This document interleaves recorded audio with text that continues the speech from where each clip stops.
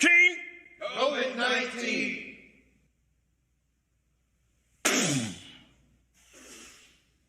I blow the wind of God. The wind of God On you.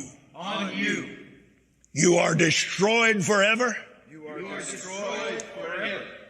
and you will never be back. And you'll never be back. That's right. It's time for the Dog and Chicken Show.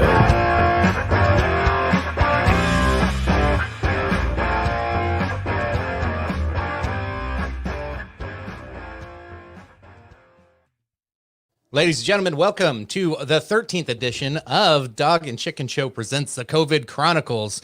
Joined tonight, as always, by several guests. But before we get into that, want to make sure everybody's jumping in. If you're viewing, share it, like it, and subscribe to it, all that good stuff. Talk about it every time, but always got to remind people because apparently, I always get the request of, hey, can you send me when you go live? I'm like, hey, if you click the little button, it'll do it for you. So, yeah, I'm just not going to send this to just random people all the time. So, yeah, appreciate it. Make it a lot easier on you and me in the long run. So, without further ado, let's get to our guest tonight. Looks like Phil did finally log in. We got Tony, we got Phil, and I am covered up by my own graphic because I'm awesome like that. And Kevin. Most of you don't know Kevin. Kevin is my nephew. He's my ginger kid nephew. Welcome to the show, Kevin. You want to introduce yourself to the Dog and Chicken Show fans and nation? As he said, I am his nephew, and it's good to be here. I always like talking about random stuff with people I enjoy talking about it with, so it's good to be here, Jesse. Thank you. Yeah, absolutely.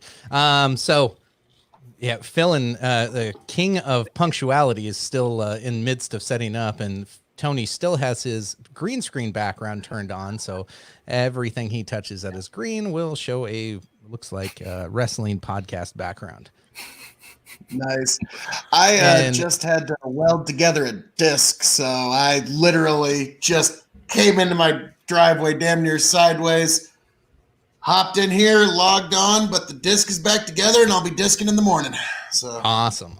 Tony, I'm still not sure if your mic's working, so just giving you a heads up real quick. Didn't hear anything from you. I'll give you a minute to get that going. Tonight, folks. How about that? Hey, there you go. You There turn he it is. on. Yeah. He touched the volume. buttons. Yep. Technical snafus at the start of the night. So real quick, tonight, drinking game, of course. Hopefully everybody's got their drinks filled up, ready to rock and roll. So after this little intro here, anytime we talk about social distancing, that could mean talking about 6 feet away or anything included. If we say lockdown or quarantine or talk about masks in any way, which we will tonight. So prepare to drink a little bit. This should get fun as well. Make sure you check us out. Got a new little site set up for us. It's free, easy to sign up to, and be able to share some kind of behind the scenes stuff and extra footage, all that good stuff. Phil, what are you drinking tonight? Please don't mix a drink, but just tell us what you're drinking. no, after a long day today, I don't the gumption to do so. Just found me a bottle of the Dalmore 12 and just diving right in. Awesome. What do you got going over there, Kevin? Just Guinness, the typical. Oh, Guinness. I'm a simple man. Simple man. Hey, nothing wrong with that. Tony, what you sipping on tonight? Jameson IPA Caskmate. It's a good one. It is a good one. I do like the Caskmates. I'm doing my normal pre-priming with my Crown and diet, of course. So should start off to be a good night. So we got the drinking game set up, ready to roll on that one. Did all the intro fun stuff. Make sure jump into the comment section. We'll jump into any fun stuff on there. Direct traffic on the conversation, I guess, is what it's turned into. Especially last week with Lynn, he really took us down totally different paths on a few times when people pop up a comment. But nothing wrong with that. I guess that is usually what happens with Lynn. Yeah. It was fun though. It was a good show. It was a good time. We had a lot of comments last week. Holy cow.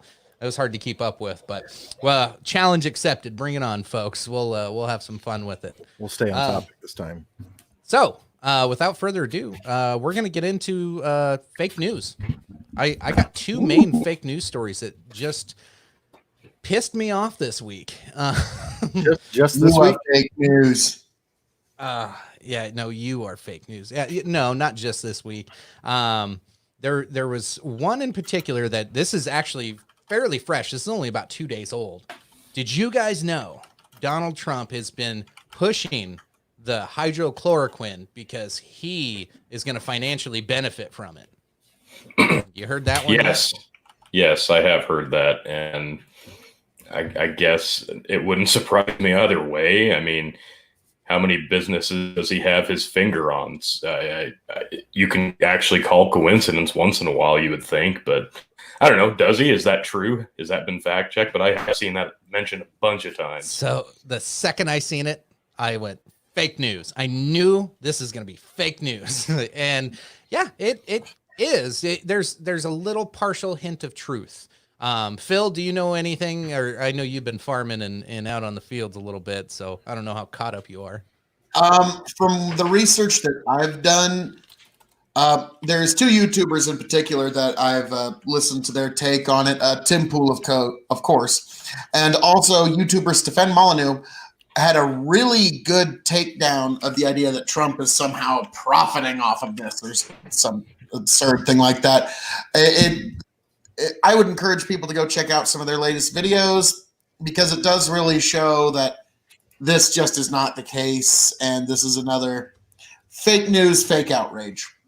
So it was how it came to be is they found he had a mutual fund, and Shocker.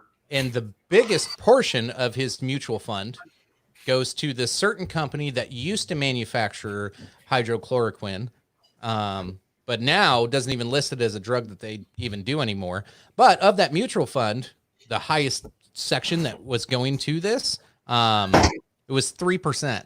And so they had a couple of sites that actually did the math, and they were like, he stands to gain on a stock that's either worth $99 or up to $15,000. So that's the outrage. That's the outrage. Wow. He could profit $40,000 total. Son of a bitch, off a mutual fund. Well, I know that I'm gonna probably storm the Capitol now. I mean, if I wasn't in quarantine. Yeah. Drink, you son of a bitch. And make me switch over to the other line there. Yeah, I got a first one of the night. A guy who already has billions profiting another $40,000 off of a mutual fund is just outrageous. It is. I would actually expect that Bernie has more involvement with that than Trump does. Is that why? Is that why he dropped out? Yeah. He dropped out because he's like, no, hydroxychloroquine, I'm good for life. I don't need presidency. I'm good. Yeah. Bernie, I'm going to take the millionaires and the billionaires from the inside, making all my money off of Coca Queen, or however you say it. Yeah. Chicken, may I have a moment? May I have the floor? Just one moment. To all of the hard left socialists who thought that Bernie was going to be their guy, he was going to sneak in under the guise of free shit. We were finally going to get our guy in. The far leftists finally thought they were going to get their guy in. Finally going to get in. It's going to be this far leftist utopia. To what I have to say is, not even fucking close. No. Not all the Bernie bros have just thought, hey, maybe he could make things a little better. I'm sorry, the guy's good at marketing, but that's about all he is. Come on over to Trump country. The water's fine. Yeah, and that brings me to tonight's first meme, since you decided to mention the Bernie Bros. First meme of the night. Quiet, he's gonna say something. I'm pretty tired. I think I'll go to one of my homes now. Did see that one earlier. That's He's great. gonna get another one now. He's a socialist. He cares about the small people, guys. Come on. 6 homes. You guys, you don't understand. The more housing units he buys, the more he's giving back to the realtors and people selling. He's thinking about the people here. You gotta think big picture. Yeah, big picture. If he was thinking about the people, he probably would have just given all his money away, since he's such a socialist and that's what he cares about, is everyone getting their just desserts, not if he was so concerned about that, he'd be giving the money that was donated to him back to the people who donated it to him. Hey, I know your presidential campaign failed, but you did great. Keep that money. Like, yeah, sure, of course we'll do that. Oh boy. I know, and I'm sure Money there's people and listening who are pissed about it, but I don't know what you expected. Well, when let's the jump Dems into were behind Biden, it was done. I don't know why anybody's surprised by this. It was just going to get turned into last presidential campaign when they chose Hillary over Sanders and ousted him and said, she's clearly the better candidate, she'll win, which didn't happen, but Yeah, I'm curious to see if either my prediction or Phil's predictions come true. I still think Michelle Obama is just waiting to come in and save the day. Phil thinks Kamala Harris or another female will be nominated as the VP or brought in to save Biden. But I guess somebody has to find Biden and teach him how to talk again. Kind of like I'm losing my ability to speech. I got Biden syndrome right now. So I don't know. So many Americans, almost all the Americans, being dead from gun crime is pretty convincing. I think Biden's got his head on right. it was like half of America. Yeah, he said 150 million or almost 200 million have been killed from gun Sounds crime. legit. Yeah, that sounds legit. Totally legit. Pretty Phil, close. any insights on the Dem selection process, if that's what it's called? Well, congratulations, Democrats. Here's your nominee. Now, what's funny enough is Joe Biden is the only candidate left, and he still can't fucking get Obama to endorse him. God damn, man. What the? What's this guy got to do to get an endorsement around here? They were best buds, too, during Obama's presidency. I'm so confused. Yeah. Well, there's I'm going to bring up our next drink here in just a second as I show you the next meme. Yeah, just get ready. Have your drinks ready, folks. Maybe the Bernie bros and the Bernie supporters would go to Biden if he could figure out how to wear his mask. Right? Oh, God. There's a drink. It's probably accurate to how it actually happens, too. He's like, this is how I wear it, right? And his chief of staff is like, God damn it, no. Again, every day I have to do the same thing. You put it on your mouth and nose. He's like, no, this is right. I think I know what I'm doing. Yeah. I was the vice president. I know what I'm doing. This was one of the suggestions he gave Trump on that phone call. Yeah. Trump's like, yeah, okay. Uh-huh, I wish it was one of the makeshift bra masks. That'd be even better. Yeah. Biden's telling him, hey, this is how you wear it. Okay. Trump's like, oh my God, I won. I fucking won. Like, he's like, Donald, this is the ventilator we need to send to the people. Jesus. Oh man. Speaking of the ventilators, did you guys talk about that?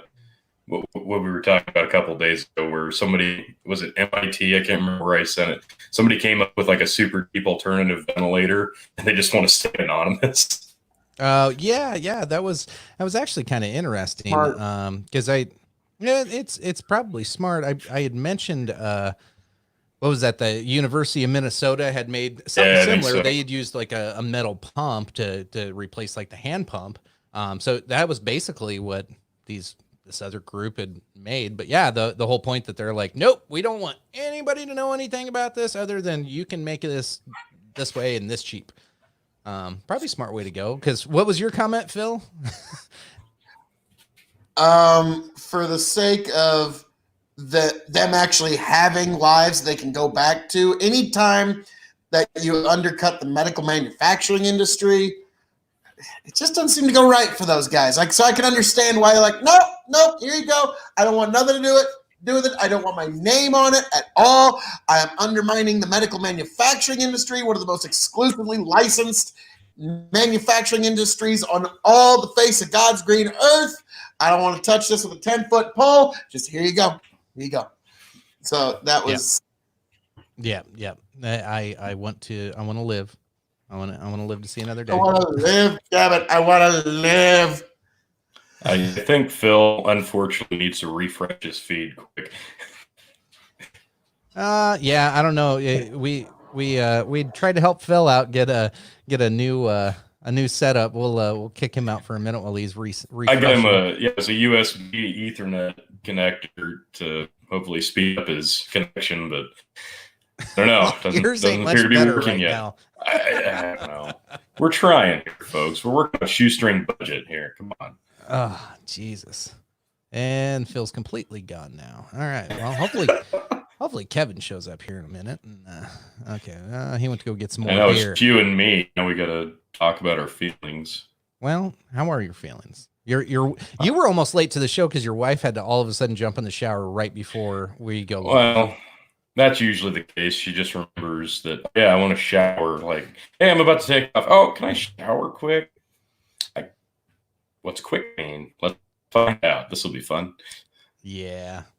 That in defense, it was pretty quick. I'm here. I got on. I was cutting close, but I got on. Obviously, technical difficulties. I'm wired in my head. I don't know. Same thing I had happen that one time. Bluetooth just doesn't want to connect to the computer, so everybody's giving up. I don't know. Everybody's giving up. Hey, we got Kevin back. I'm here. I'm sorry. You got your beer all loaded up, ready to roll? Got all 5 of them. I'm ready. 5 of them. Right on. So any more conversation around the fake news story about the mutual funds? Trump does not own stock. He owns a mutual fund, which really it's we all, I don't know, most of us have a retirement plan, have a mutual fund, and we don't know what the fuck it entails. Yeah. I was about to say, like, I was reading some other articles about it where someone made a tweet and they're like, if I was going to invest in a company, I would do it through stocks directly, not a mutual fund that doesn't really guarantee me anything. Yeah. And especially with a businessman as smart as Donald Trump is, which not a lot of people want to recognize. Like, I know he says a lot of stupid shit, but he still knows his money. He knows what it's doing. So he would probably have done it in direct stocks. Sure. And not with a company that's not even making hydroxychloroquine anymore. I just really hated the news articles that I seen. They were like, we got him. Like it really was. It was like this gotcha thing. And I think it was BuzzFeed of all damn ones that you're supposed to actually be able to trust. Is anybody even like giving credibility to BuzzFeed?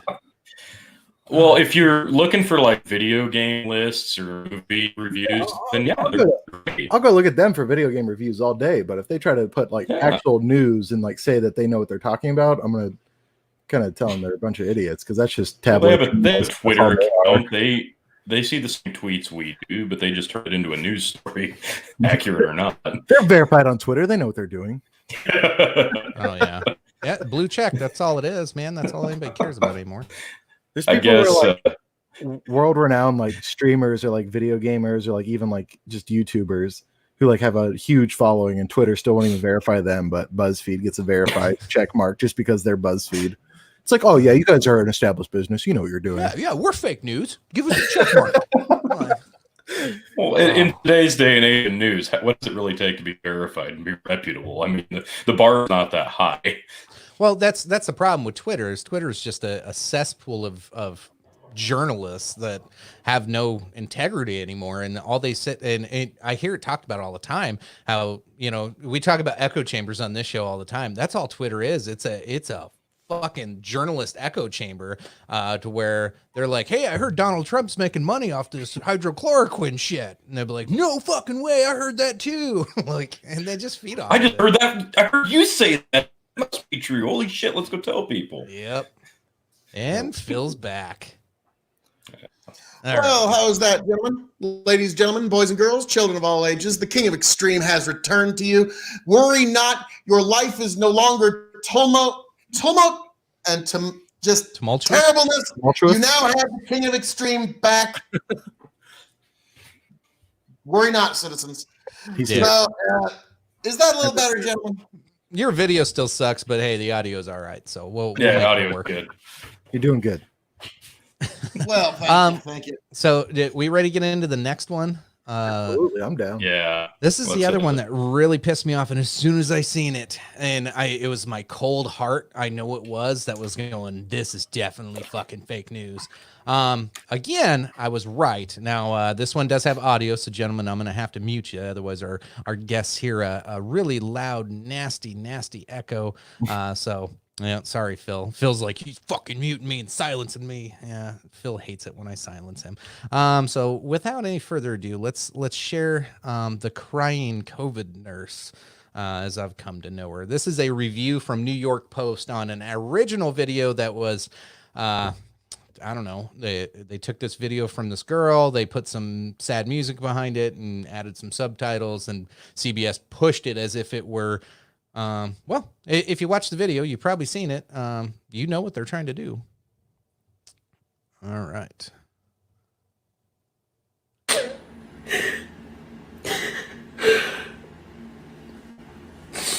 I quit my job today. I went into work and I was assigned to a COVID patient on an ICU unit that has been converted to a designated COVID unit. None of the nurses are wearing masks, not even surgical masks, in the hallways when they're giving report to each other. I had my own N95 mask. I told my manager, I understand we're short on supplies, but let me protect myself. Let me feel safe. I have family that I have to come home to, and the way things are looking, this isn't gonna get any better. America is not prepared, and nurses are not being protected. The tear jerk of the year. Feel bad for this gal because, yes, supposedly she was not allowed to have a mask because there was a shortage. No, not because there was a shortage, just because they were preserving as many as they could. She could wear a mask when she went into the patient's room as per protocol, and was not allowed to wear that mask out of the room. This had to be clarified a day and a half later by real journalists that had to go and actually reach out to this lady. And even Bernie Sanders did I say mask like 3 times there? We should probably all be Yeah, you drinking. did. You're a bastard. Yes. Again, folks, drinking game. I'll have that scrolling across the bottom here for you so you can play along. But anyway, Bernie Sanders actually retweeted that video. Of course he did. Yeah, without even looking at it or looking into it. Like, you are running for the highest office in the land, and you don't fact check your goddamn tweets. I don't know. I guess Donald Trump doesn't either. Do you think that's why I he was dropped going out? to say. Because he finally got pointed out that he's not fact checking himself. I don't He's like, what? Iran shot a missile. Shoot him back. I don't think any politician should run their own Twitter. I just think it's a bad idea. Well, I mean, Yeah, Trump can get away with it because it's Trump, and apparently he's bulletproof when it comes to social media. Hey, we got a guy in the White House based on how he ran his own Twitter. So, Yeah. I say this every single time. Like, he would be a solid president if someone would smack the fucking phone out of his hands for 45 minutes a day and stop. Like, Yeah. if he didn't tweet, he would be good. Nobody. I don't know, would but some of that stupid shit in the tweets are why people love him too. So just as many people would like him, you'd probably lose just as many. So I say be yourself, and I'll criticize him on as much stupid shit that he does, but it's good to be yourself to an extent. But when he, like, a lot of the stuff he spouts is like just a bunch of like, we have the most like phenomenal like people in the world. Our professionals are working on this, and it's like, yeah, we get it, but you don't need to say that. Americans know they don't need their president to say the same things that medical professionals are already saying. Like, we love you, dude. Chill. we do got comment. We do have someone wife working in a nursing home, and they're having to wear a mask, drink, all times in hallways and patient rooms. And yeah, proud. Every facility's gonna have some different standards, and she was. Obviously, you could tell what that video was doing. There's more to that story than just her situation. So she makes it sound like she's been working there for a long time. And yeah, I got a drink, by the way. She makes it sound like she'd been working there for a long time. She'd actually been out of work for quite some time due to something else. But that was her first day back to work. And It say, was her first day back, and I she have an article panicked. with a quote by her if you want. You got Vera wrote on March 26th that she suffers with anxiety and bipolar depression, was feeling a heavy toll of transitioning back into the ICU after being away from the bedside for over a year, indicating that she hadn't worked as a nurse for over 1 year and quit her new job almost immediately. Oh yeah. Come on. Is that somebody you want to have as a nurse anyway, that they're gonna freak out like that? Come on. Well, right now we're kind of shorthanded and it's slim pickings, so you kind of take what you can get. Why would you be out of work for a year and choose now in this situation to dive head first back into the deep end? I don't know. It just seems odd. I guarantee it. She wanted to do her part and feel like she was contributing because she trained as a nurse, went to RN school or something, and then when it came to her that all of these people were sick and wanting the help, all of a sudden she freaked out. I love the you can read that one. I knew Tony would catch shit about something. Lynn's in the comments, so if it makes you feel better, I got a mask over here and a mask over here, Lynn. God, that's 2 drinks.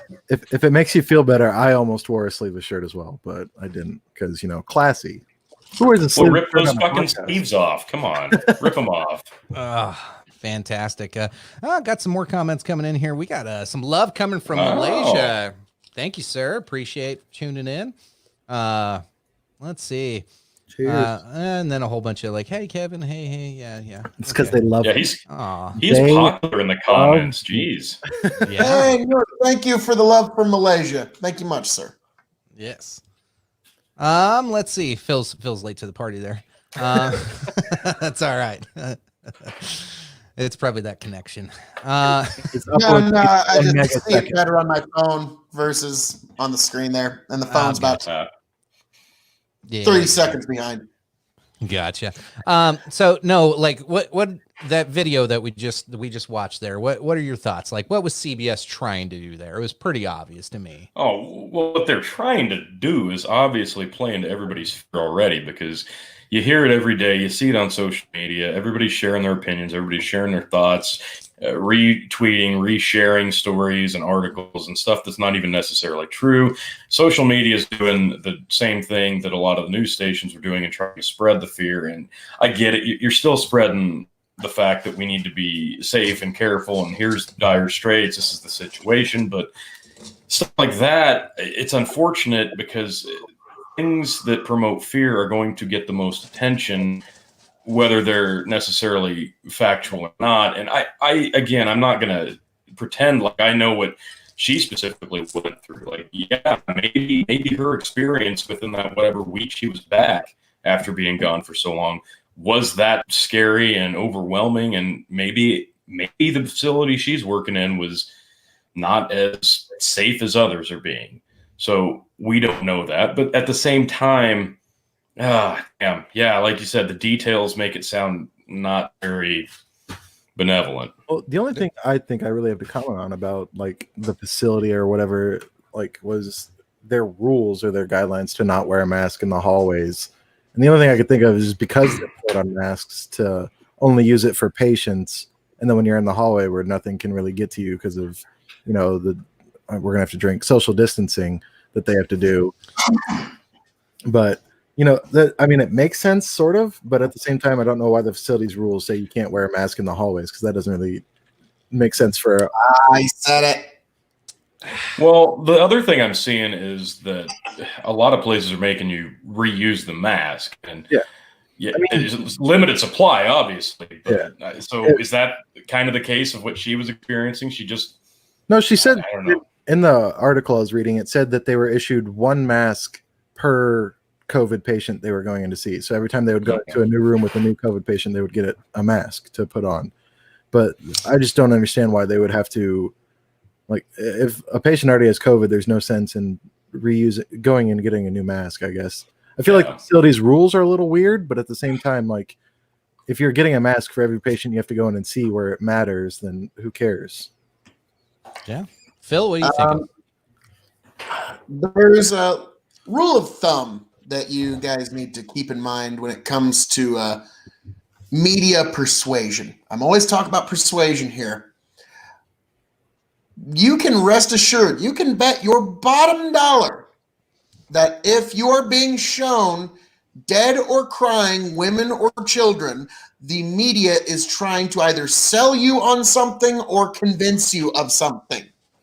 Every time. There is an endless amount of horror and outrage in this world that you can spend every minute trying to dissect and digest.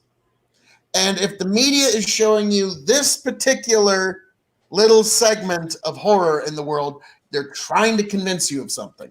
And so when they're showing, like, it's an old rule, dead or crying women or children get views and persuade.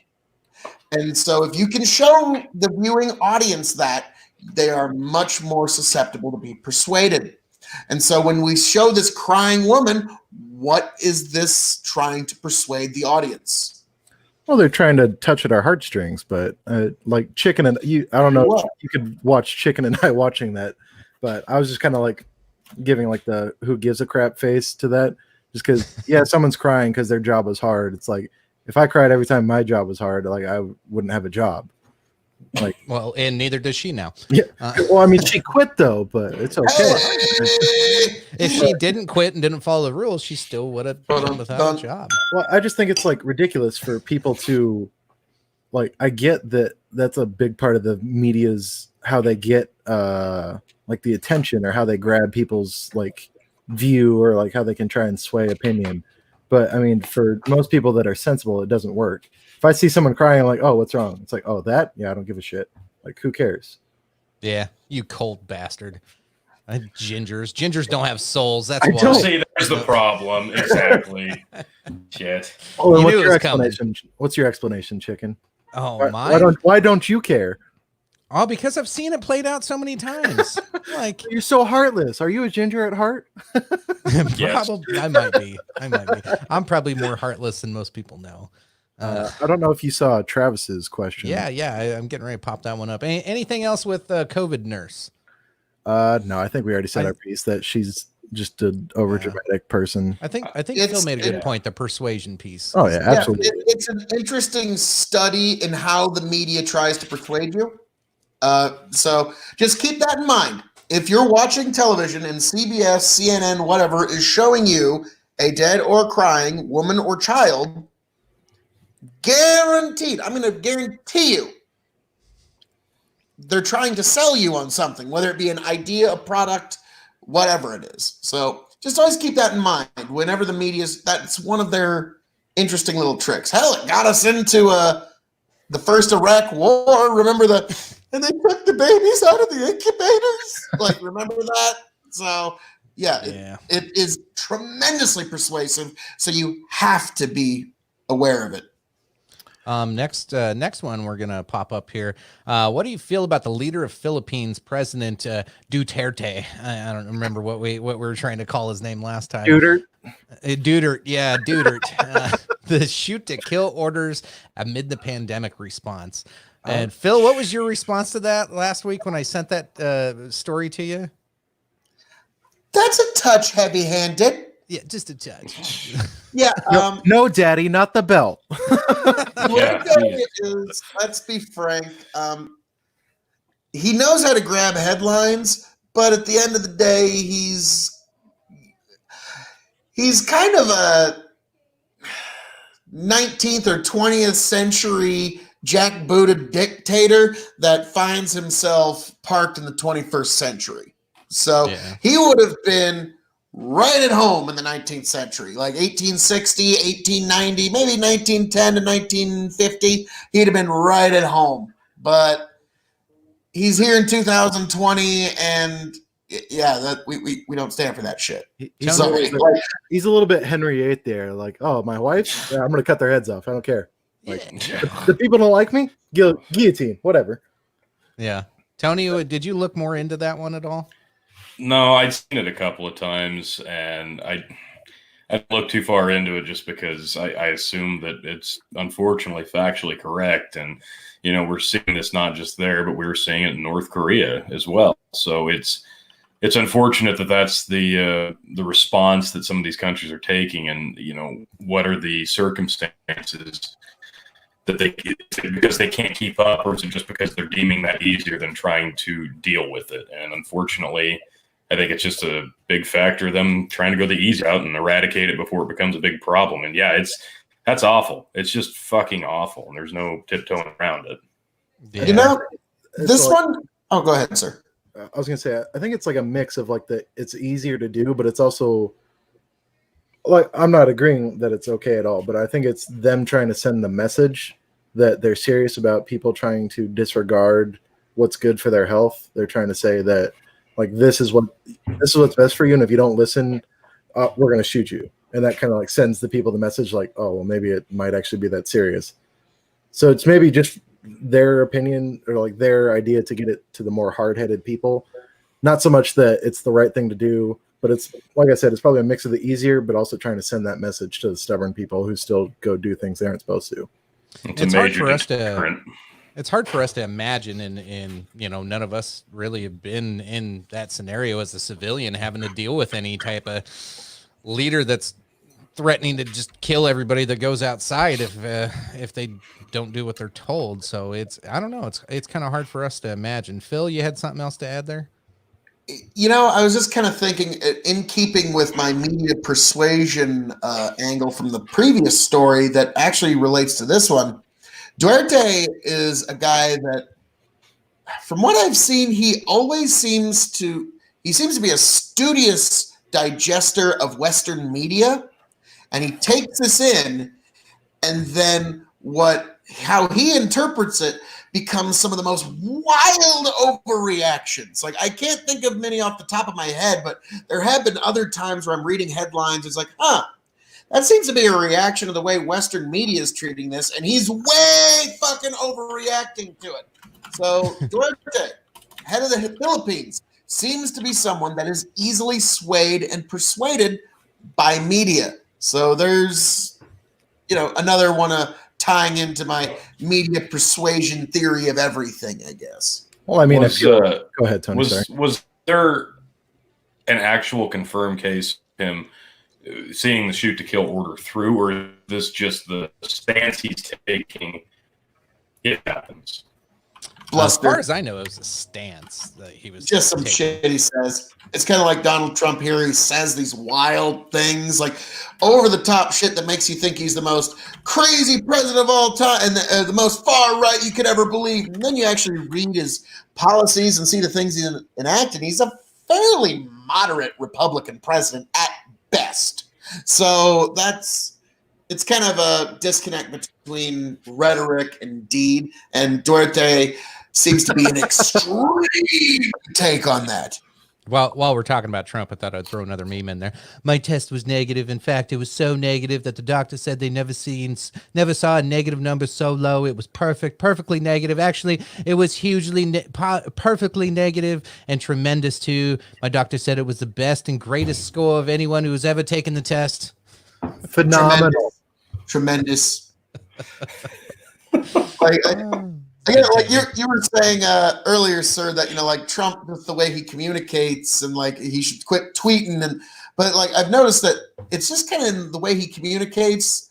He gets his point across to everybody in the room, and it doesn't. If you were to read a speech by Trump, it's a stumbly motherfucker. It doesn't seem to even make sense when you're reading it on paper. But when you're hearing it, it's like, and look at those people over there, tremendous. And look at him. Look at that hat. That is a great hat there. Show everyone that hat. And now everybody, we have the greatest healthcare workers in all the world. The best, simply the best. Look at them, tremendous. It's the greatest. And if you read that, you're like, what the fuck am I reading here? But it's verbal communication. I think the best way I heard it put this week was because he's not always lying. He lies a lot and he makes shit up and just bullshits a lot. He's a New York guy, so that's what they do. But he does have fact nuggets in there. And it's funny. The best way I heard it put this week was he is loud on the quiet parts and quiet on the loud parts. And that's absolutely true, because it's hard to pull out the facts that he's telling, because he doesn't repeat them 7 times like he does with all the other shit that's conjecture.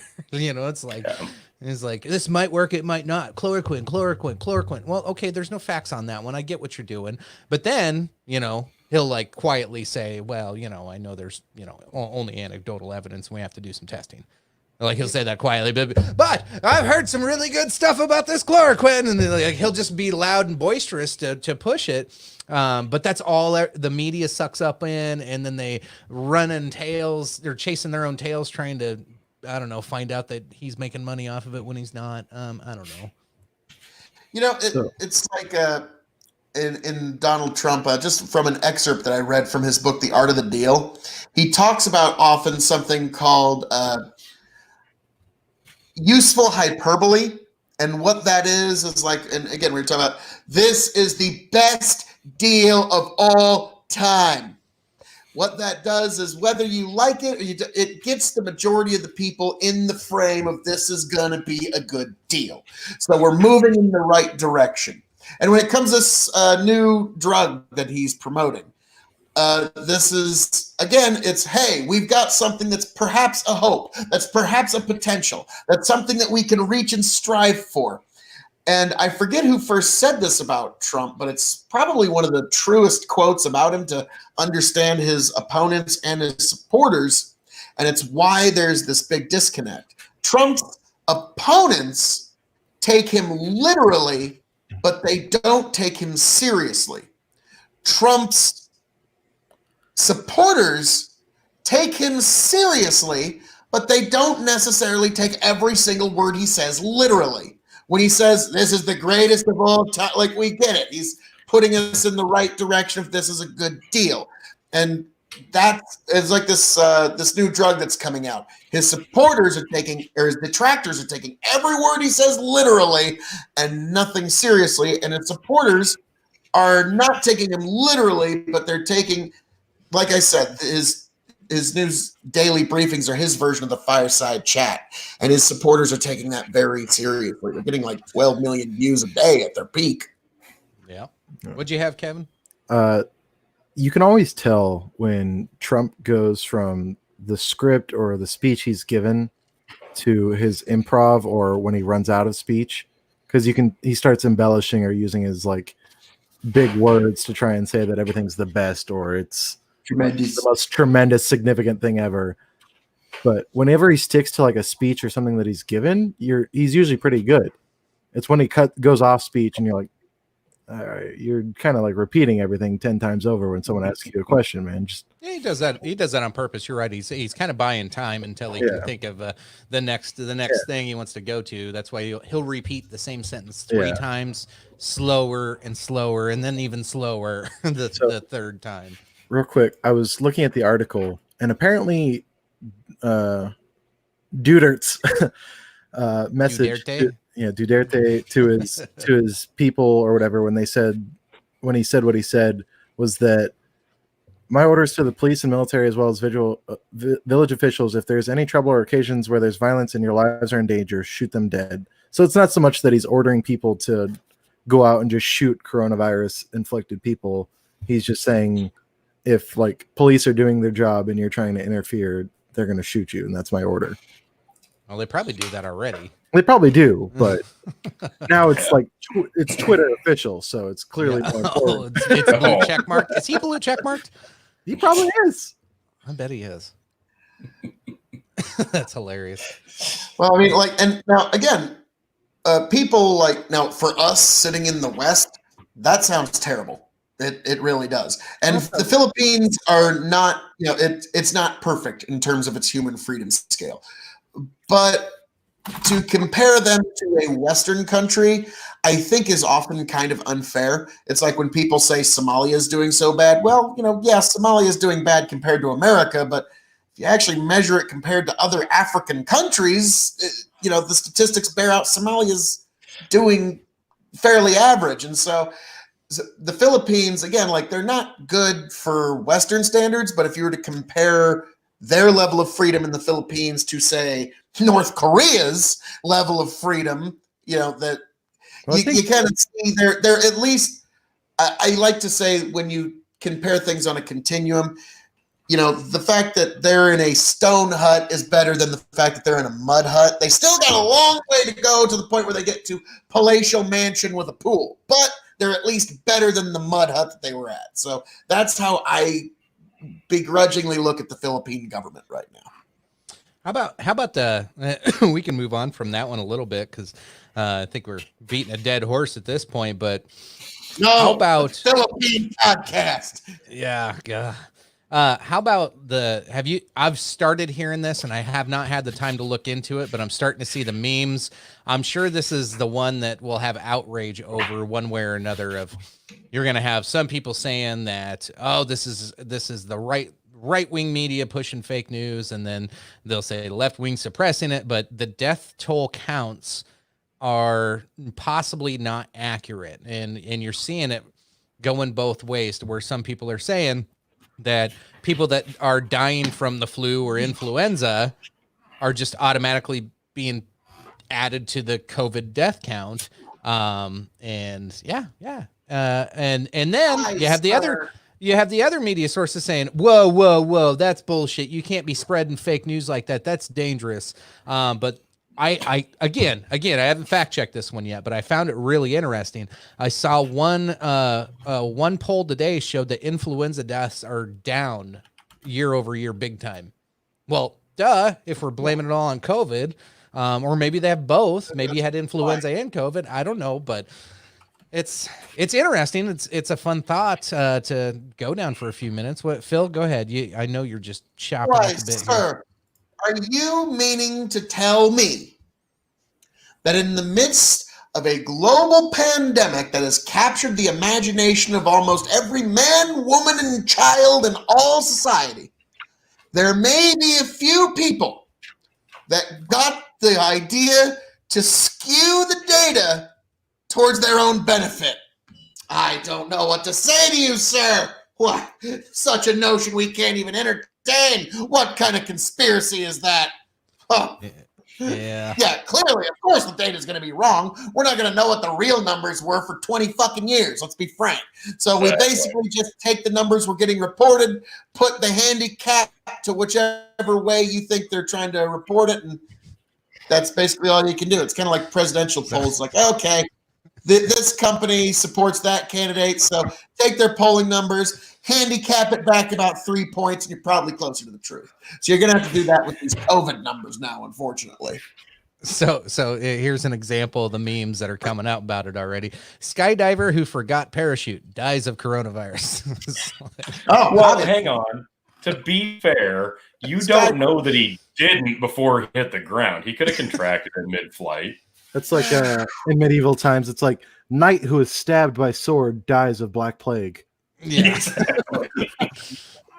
No, the other one I saw was, of course, there's all the Tiger King memes going around. The one was that tiger at the Brooklyn Zoo really didn't have coronavirus. They're just saying that so people won't use their Corona bucks to buy a tiger. Exactly. Exactly. I saw that earlier. Corona, don't Lucky buy I'm it. still buying a tiger. No. It's worth the Corona apparently buys you a tiger. I didn't know. Yeah, $2,000 if you want to watch the show, Phil. Have you guys see and if folks at home do check it out sometime? Joe Rogan's bit about tigers in Texas. It's one of the funniest fucking things.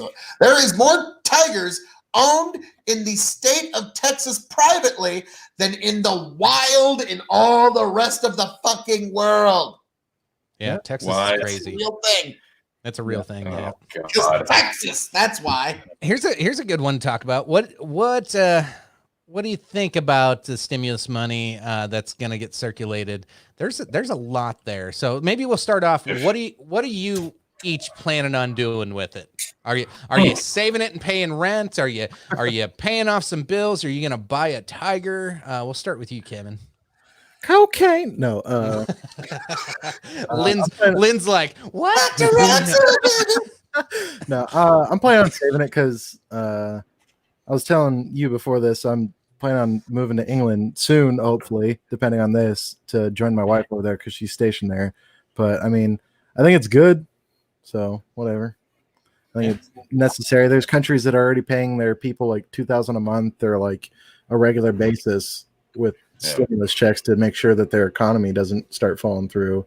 But then again, they're also not as socialist or capitalist as we are. So a lot of their money sharing or the way they spread money and wealth throughout everything with capitalism doesn't really exist the way ours does, because we can just order everything online or go to stores and we spend our money on everything. Sure. Tony, what are you spending your COVID bucks on? Yeah. Well, I'd like to tell you I'm saving it, but I'm married, bunch of kids, so credit card, that's a fun thing to pay off with that. And those who know me personally know I've been trying to pour a concrete pad for like the last 20 years, it feels like. So probably gonna hopefully get that done. But yeah, there's gonna be some left over put aside for Christmas. But some of us strippers, Tony. I mean, yeah. I keep singles in an envelope every time I get paid for that occasion. But no, I like that you touched on that, because it's something that maybe not everybody realizes. Like, we're getting a one-time payment based on situation, married, single, kids. And compare that to with a lot of other countries where they're talking doing a bi-weekly thing or an every month type payment just to keep everybody afloat. But like you said, it's not the same situation country to country. So people are seeing our stimulus package versus other people's in different countries payment. It's going to vary depending on situation, country to country. And it's also countries that are doing like the 2,000 a month or whatever also have populations of, say, like 50 million or 100 million versus the US of 350 million. And they're trying to talk about giving every single person in the US $1,200. That's $350 billion just to give everyone in the US $1,200 to survive for a month. But that's only costs $2 trillion to do it. Yeah, that makes a lot of sense. And Phil, we'll go to you for what you're going to do with your COVID bucks. But real quick, keep in mind, I just seen today the stats are out. A third of America did not pay rent by the 5th this month. Yeah, because landlords and people are fucking either good or people are just not paying. But there's been multiple stories of landlords they're like canceling rent for like months. So these are the one I read was not the ones that had canceled. It was people that were expected to pay have not paid. To pay. Yeah. Well, this is like apartment complexes and shit like that. So Phil, what's that do to what you're gonna do with COVID bucks, or what your thoughts around the stimulus check stuff? For me, there ain't no rest for the wicked. Money don't grow on trees. I got bills to pay. I got mouths to feed, and ain't nothing in this world for free. That's what's happening with my COVID money. Well done. Pay for some shit. So yeah, I know exactly what he's spending it on. That's what's happening there. I get caught up on my bills. Now everything on your bar is what you're spending it on. What's that? You're spending shit like the Dalmore 12 that's sitting on your bar right now. I already had this, sir. And this is the last bottle in the 2-county area, and I'm not venturing out, so this is it. But yeah, so everybody's gonna be like, oh well, with my check, I'm going to pay all of my bills. I'm going to make sure that the budget is put properly to make sure that the tires get rotated. And if there's any money left over, I'll send a little to my elderly mother and make sure no, we all know what's going on. Wow. Canada is said to be paying their people. Ooh. 8,000 plus 2,000 next few months. That's crazy. Go ahead, Kevin. Can I live in Canada, please? Can I get 10 grand just for being? I like what Sarah's gonna buy. More guns. That's better than hookers and blow, Lynn. Hell yeah, sister. I'd say yeah, brother, but you're a girl, so. Hell yeah, brother. I did see one good meme. It was like, what are you gonna do with your stimulus check? You mean new gun? Yeah. When the government gives you $1,200 and sees online receipts for $1,200 in gun parts the next day. Like, son of a bitch. Should we get into some more memes? Absolutely. Meme away, sir. So, okay, Tony, Phil, you guys haven't watched Tiger King yet, right? No. Tony, No. you ignorant slut. So yes, yes, you know you're what? ignorant, Oh, so- I don't. I have still been working 50 hours a week. I'm not watching that shit with my kids around. Are you kidding me? So They'll want this, a tiger. this is a very accurate timeline depiction. We've all been watching flattening the curve like examples. This is probably the most accurate for those watching that have not watched it yet. You can see the blue line is desire to have a tiger starts out very high and over time quickly drops to nothing. Then how the fuck is that legal is the purple line that slowly starts at the bottom and curves up and is almost at the top by the end. Then you have the pink one. Okay, these songs aren't bad. It starts off, they're terrible. And then all of a sudden you're like, hey, these songs aren't that fucking bad. A number of big, this is great. Number of big cat sex cults plus straight men in gay marriages plus men in straight marriages plus definitely murdered husbands. Goes do, do, do, do, and stair steps pretty quickly. That's real. Number of likable protagonists. Most people probably can't see it on the screen right now. It's a green line at the bottom and it fucking stays there all the way across. And then pure unadulterated insanity is probably very accurate as well. Starts off in the middle and then just fucking shoots through. I feel like that could have like the pure unadulterated insanity could have like done the stair step, but only once, like straight through the middle and then like just straight up and then over for the rest of the time. Yeah, that was crazy. My brother keeps sending me these memes about this show and videos about this show, and he's going to keep sending them to me until I finally watch it. And I like one guy's pitch about it. He was telling me, so what's this show about? And 3 words. You're going to sum this show up in 3 words. He did the best. Gay meth tigers. Yeah, kind of. And murder. Murder for hire, and then murder of husband. Yeah. You know who's not essential? Carol fucking Baskin. I love it. Had to get a Carol Baskin meme. Fuck that bitch, Carol Baskin. Like my brother sends me, like he ends every text now with, and fuck that bitch, Carol Baskin. And like, what the fuck who is Carol Baskin? Why? Fuck. Okay, I guess I better at least watch the first episode. What people are talking about. So for Phil, I think that'd be a great thing for you to review for your channel that you need to make. Oh Jesus, yeah. For those that have seen Tiger King, I'm gonna apologize because these are some dark memes here. I don't always play with guns, but when I do. So those who've watched it totally get the bottom picture there. That boy loved his ball sack, and you all know it if you knew that boy. Yeah, if you knew that boy, his ball sack. Which then leads to the next one, which is just as dark. It shouldn't be clipped though; it should be mag. But Ruger can't shoot without, and it's got his head posted on there. That's pretty goddamn dark as well. Jesse, I don't get it. Travis and Dakota and I decided that that bitch Carol Baskin is the new "Thanks Obama" meme. Oh yeah, it definitely is. And then this one's a little lighter, and not it's still dark, but the screamer. Yes. Who is this fucking dude? You have to watch. I can't give it away. Just watch the fucking show, man. All right. We're making fun of a really dark moment in the show. Probably the only like real drama and serious part of it. I don't know. Those alligators, they burned up. Yeah, them fucking alligators. What the fuck? Tony, just watch the show, man.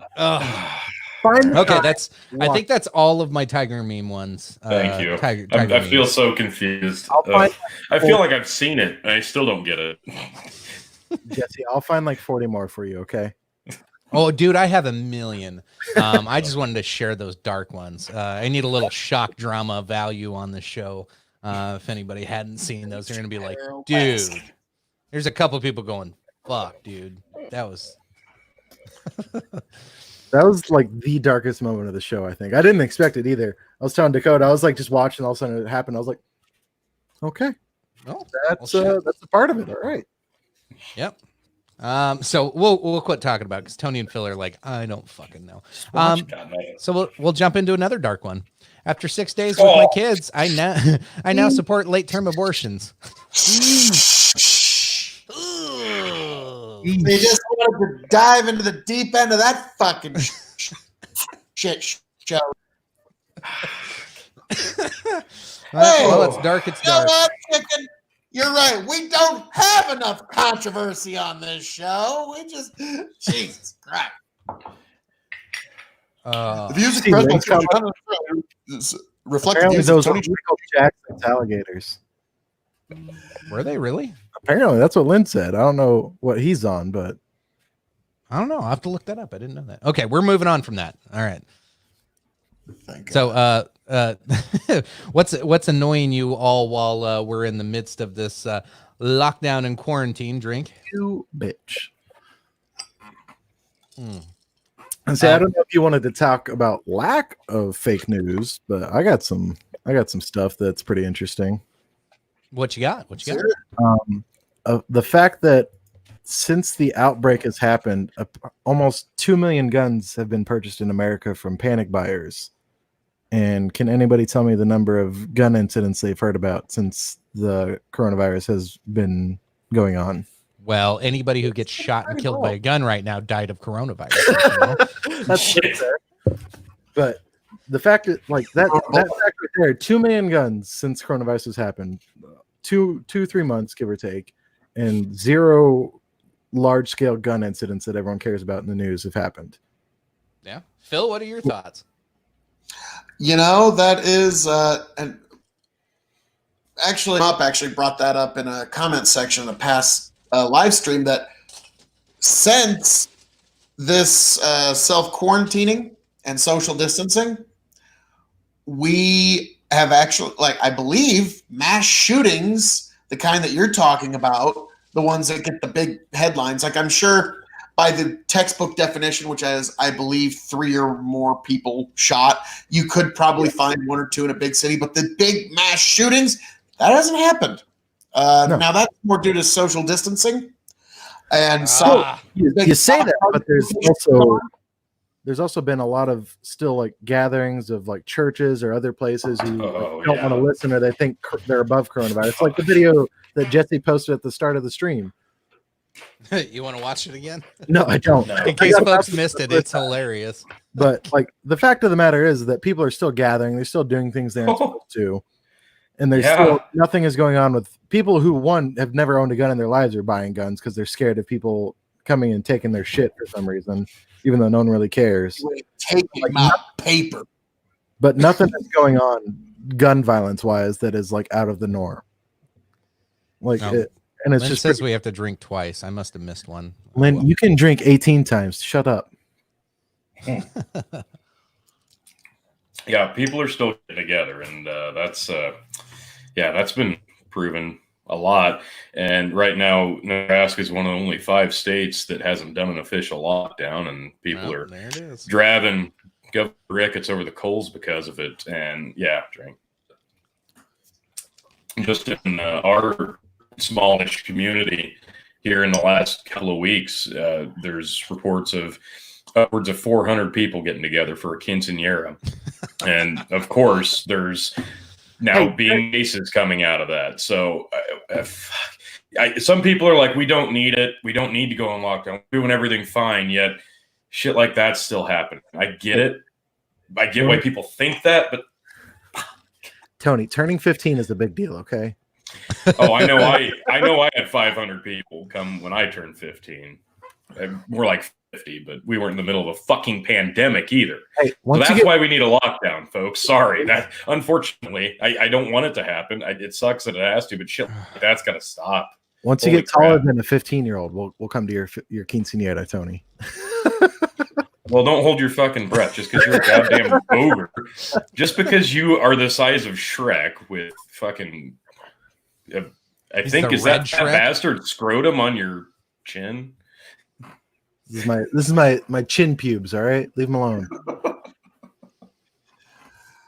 Oh boy, yeah. Quinceaneras are an occasion that once a girl has a quinceanera, She is now boys can now come to court her. Courting is, basically the parents like, all right, I like this boy. You can talk to this boy. You can, get to know them better. And that's the courting process. Very classical European style. It's a big deal. It's way bigger than a Sweet 16. And there's some girls that they end up getting more money spent on their quinceanera than their wedding. So I'm not saying I support it. I want a quinceanera. Totally would have delayed it. Hey, I'd look great in My that dress. daughter's Okay? birthday had to be delayed because of this shit. So, I wonder what makes this particular family think they're so special. So that did upset me. But I do understand why. I'm not saying I support it, but I can at least conceptualize what their thinking was. Not that it was a good thing. I think you brought up the whole rickets thing. I'm seeing it up here too. South Dakota hasn't done any type of, not going to say it, any type of restrictions. They like the what kind of restrictions? You mean a lockdown? You cock. I'm not saying you're terrible. Are they going to make us wear a mask? So hold on. Jesus, Phil, killing me. Trying to talk here, man. What was I saying? Oh yeah, the mayor. So the mayor up here, like they're doing like live video updates every day. And before they were educational. And if you would listen to what the mayor was actually saying, and I don't know if Ricketts is doing this down there or not, but ours has been pretty straightforward of, hey, like we hit restrictions really early. So now we've pushed our bubble out further than we originally wanted. So now we're not going to enter a peak level until like mid-June, which is not ideal. We want to have stuff back in business and be raring to go, come fall. So they're like, we have to be really careful with our mitigation, and doing a lockdown would potentially harm us in that scenario. So, she was pretty straightforward with it, but then I'm like reading the comments because she's going live on YouTube. I'm just reading the comments and they're like, fuck you. You're not doing enough to help people. Fuck you. I need money. Fuck you. Like everybody's just bitching on there. I'm like, oh my God. I felt like I was on Twitter. It was crazy. Like, of course, nothing was spelled right. And then you click the person's name and you go to their profile and you're like, oh, okay, I get it. But it was a bunch of people that were on Tiger King, I'm sure, on the show itself. But bunch of Oklahomans moved up to South Dakota and like, no, I know what I'm talking about. I knew a gay man who owned tigers. I know what I'm doing. But it's really strange to watch because there's all these people begging to have their rights taken from them. They want everything just stripped. Everything that I saw the meme of the greatest generation was willing to die for our freedoms, and we're willing to give up freedom so we don't die. It's crazy. Intelligence is not hereditary. Unfortunately, it's not. That's clearly the case here. Is just intelligence is hereditary. And I just did you get the link I sent you there, Jesse? If you want to show the numbers of the graph for that. But yeah, I see it here. I think it's funny that people during crisis situations show their like true colors or what they like care about. They don't care about like patriotism, American, like sacrificing for the greater good. They just want what's best for them individually. Yeah, that's exactly what it is. I feel like that's been the case for a long time, and it's taken until like a lot of like numbers and resources have been available to show that. There you go. About 2 million guns were sold in the U.S. as virus fears spread. That's in the month of March alone. Almost 2 million guns were sold. Wow. And you can see the previous high was in 2013 after Obama's reelection. Yeah, after the Sandy Hook, everything, like, because that was like a big part of I think Obama's campaign was gun control and gun reform. So people started really buying guns like crazy. But yeah, it's been kind of fascinating to watch the pushback. Like you have the more left-leaning cities, they're trying to shut down gun shops. And then you're having all these different court battles over, will the gun shops stay open? Are they essential? Aren't they?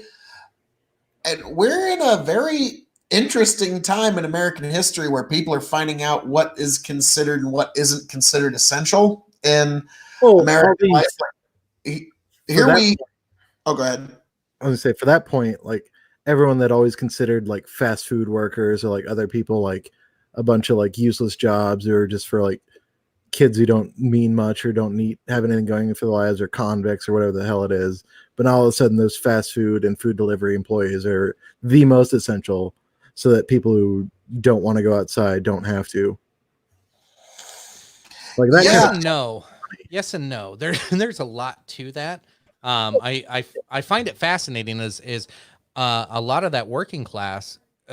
First off, a lot of them don't feel like they're necessarily essential. Most of them are coming to work, and with the ones with half a brain going, there's no reason I need to be here. We are not busy.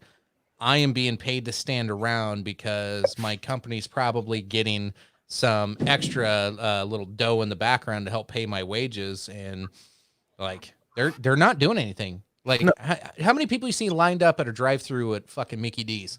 2. Yeah, nobody wants food from fucking McDonald's right now. We're in a fucking pandemic. I don't want you making my food. I will make my own fucking food, thank you. Like, nobody's going to these places. It's fucking fascinating that we're given this narrative that these essential jobs and essential workers, and we buy it hook, line, and sinker. But I'm even seeing it in retail. It's fucking dead. Yeah. Except for like you have these little blips when they make an announcement or the news creates a fucking, a craze or people to go nuts and go buy all the fucking toilet paper. That's the only time you see these big spikes. Otherwise it's fucking dead. I went to Petco to buy crickets for my son's lizard today, and I stopped at Target to buy my I needed a fake news shirt, so I got my Dwight Schrute false. Fucking Target had like freedom. I don't know if that's as applicable for you there. So I walked into Target, and normally this specific Target, like even in midweek, has a couple hundred people in it. It's always fucking crazy busy. I'm not shitting you. There was like 5 people, including me. Like, It's fucking dead out there. Nobody's fucking in these essential businesses. They're not going there. Has anybody found the delicious irony that we have found in our society as it stands right now, today?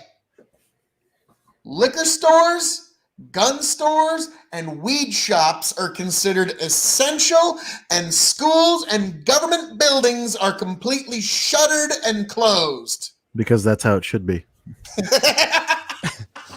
I mean, in all essence, I get the benefits of like early level school, but once you get past like a certain point in school, besides like general math and English and everything else, there's not like a huge point to it. And like it's proven a lot of times because you don't use half of what you learn in like upper high school. Oh, how dare you! I've had to use all kinds of calculus. A squared plus B squared, bitch. But like it just doesn't make sense to like force kids to like stay in school and learn that stuff that's not really necessary for their survival in the world. But guns, defending yourself, alcohol to cope with the situation, I'm guessing. I don't know why alcohol, like liquor stores, are considered essential. I get it, but I don't at the same time. But they sell Everclear. You can make hand sanitizer, I guess. I mean, that's fair. Alcohol kills the coronavirus, so. I've been doing a lot of research on this back in the pre-colonial days in America and when the colonists got here.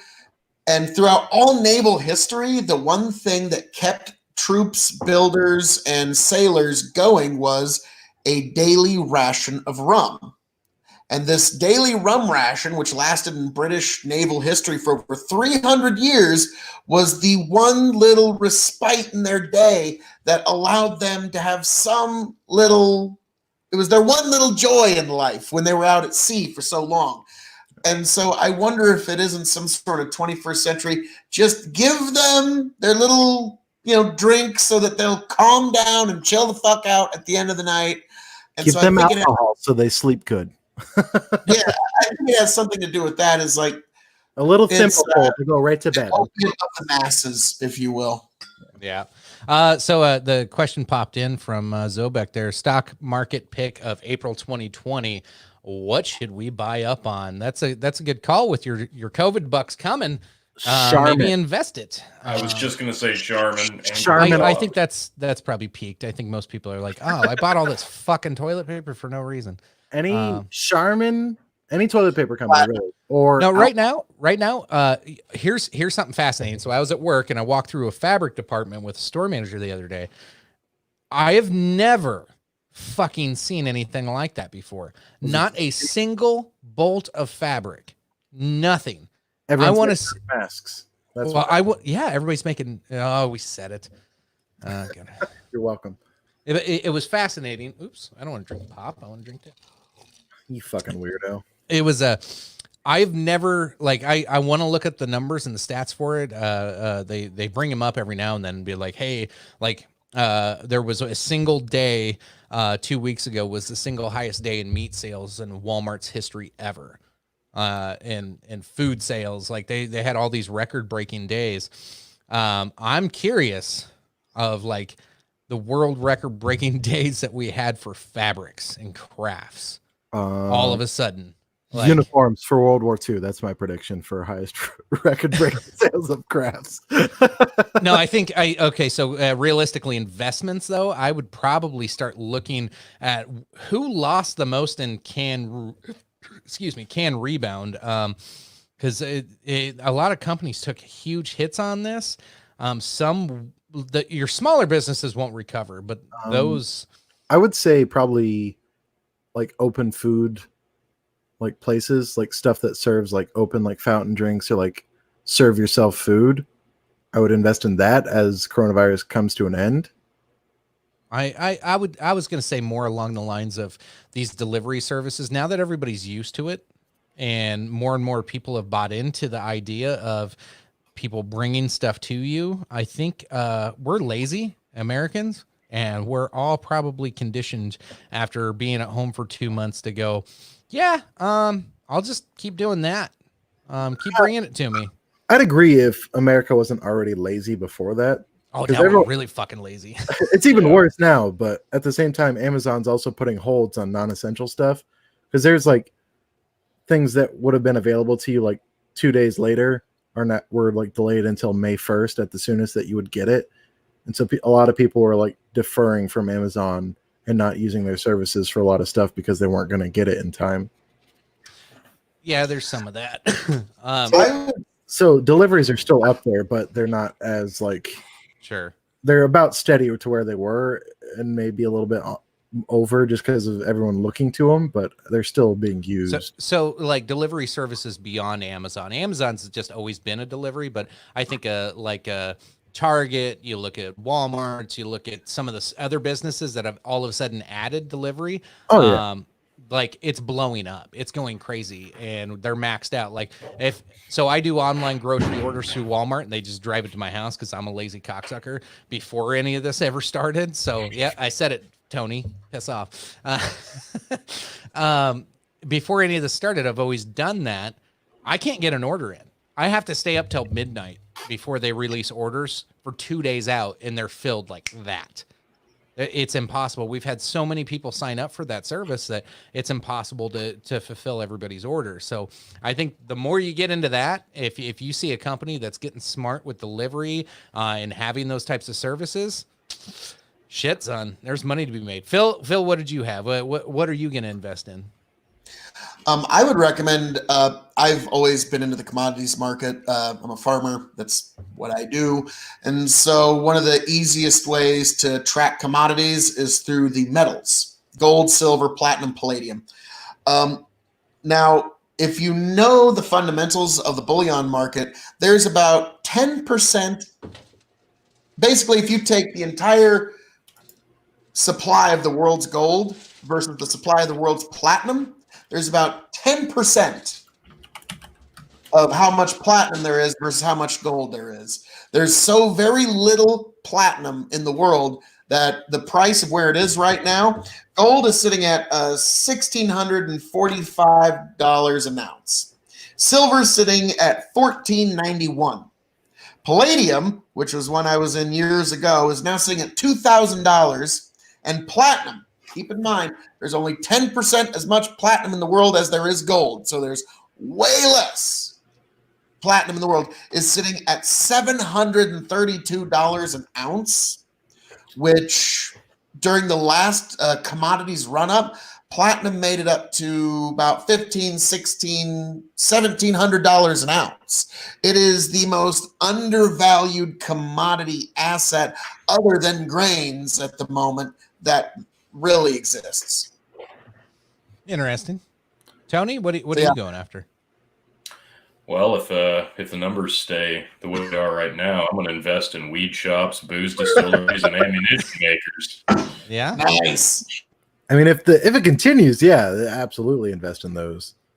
One thing I would invest in now, if the virus continues, is computer companies, because so many more people are buying PC parts and everything because they're going to be staying indoors. To invest in that kind of stuff, it'd be setting yourself up pretty good. Because yeah, I think you're right on that with some of these technology companies with stuff like this, doing teleconferencing. I think most of these big tech big companies, not necessarily tech companies, are going to realize the value of people being able to work from home and not have to.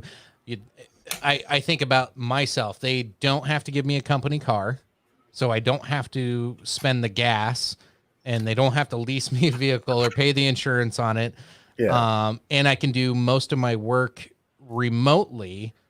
Then why put me in that situation? And then it'd be cheaper for me to drive my own personal vehicle and then just reimburse me for the mileage on that. Exactly. I think they're going to start seeing some benefits in that. So yeah, I think there's going to be some big tech deals when it comes to some of these other companies.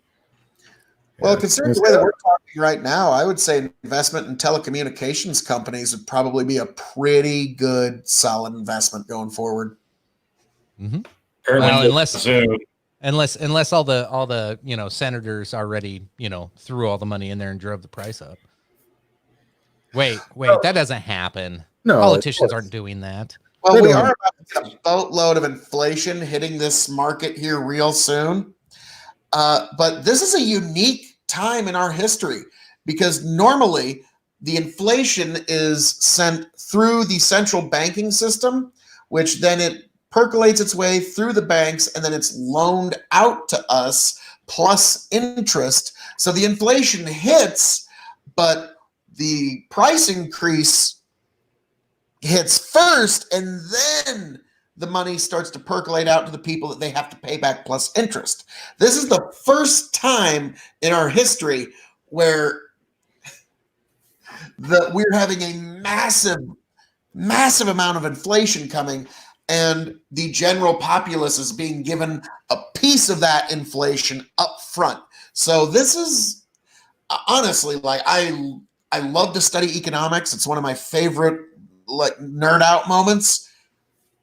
This is going to be a unique moment in history, and I don't know exactly how to forecast it.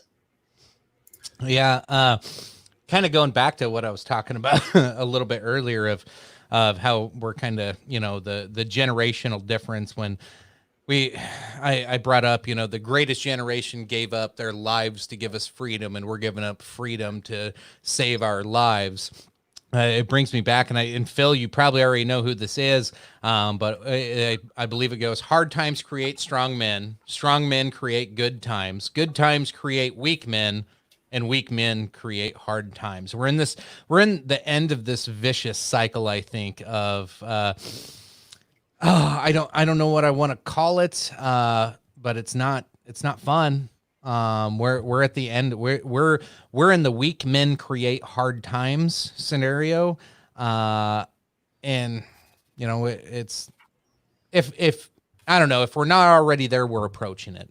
I really feel like we're tiptoeing into that weak men create hard times, which will lead to the next greatest generation, in my opinion. But Phil, any thoughts on that? Oh, you're absolutely right. We are in these are hard times, and they're going to make some great men out of it. Great men and women will come from these hard times, but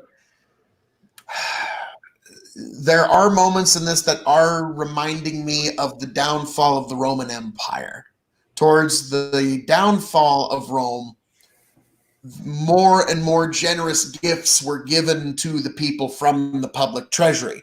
And the moment that the people figured out that they could vote themselves generous gifts from the public treasury, this didn't stop until the last bone of the last taxpayer was picked bare. So we need, like, this is what we're doing is necessary, unfortunately, like, because this is how we re-spark a stalled engine. So you're But saying too Pence far. in the House are going to stab Trump a couple dozen times? Now, while we're getting conspiratorial, let's go to Bud's comment. I think in some way this is kind of a way for the government to control the people. I can see where that's coming from.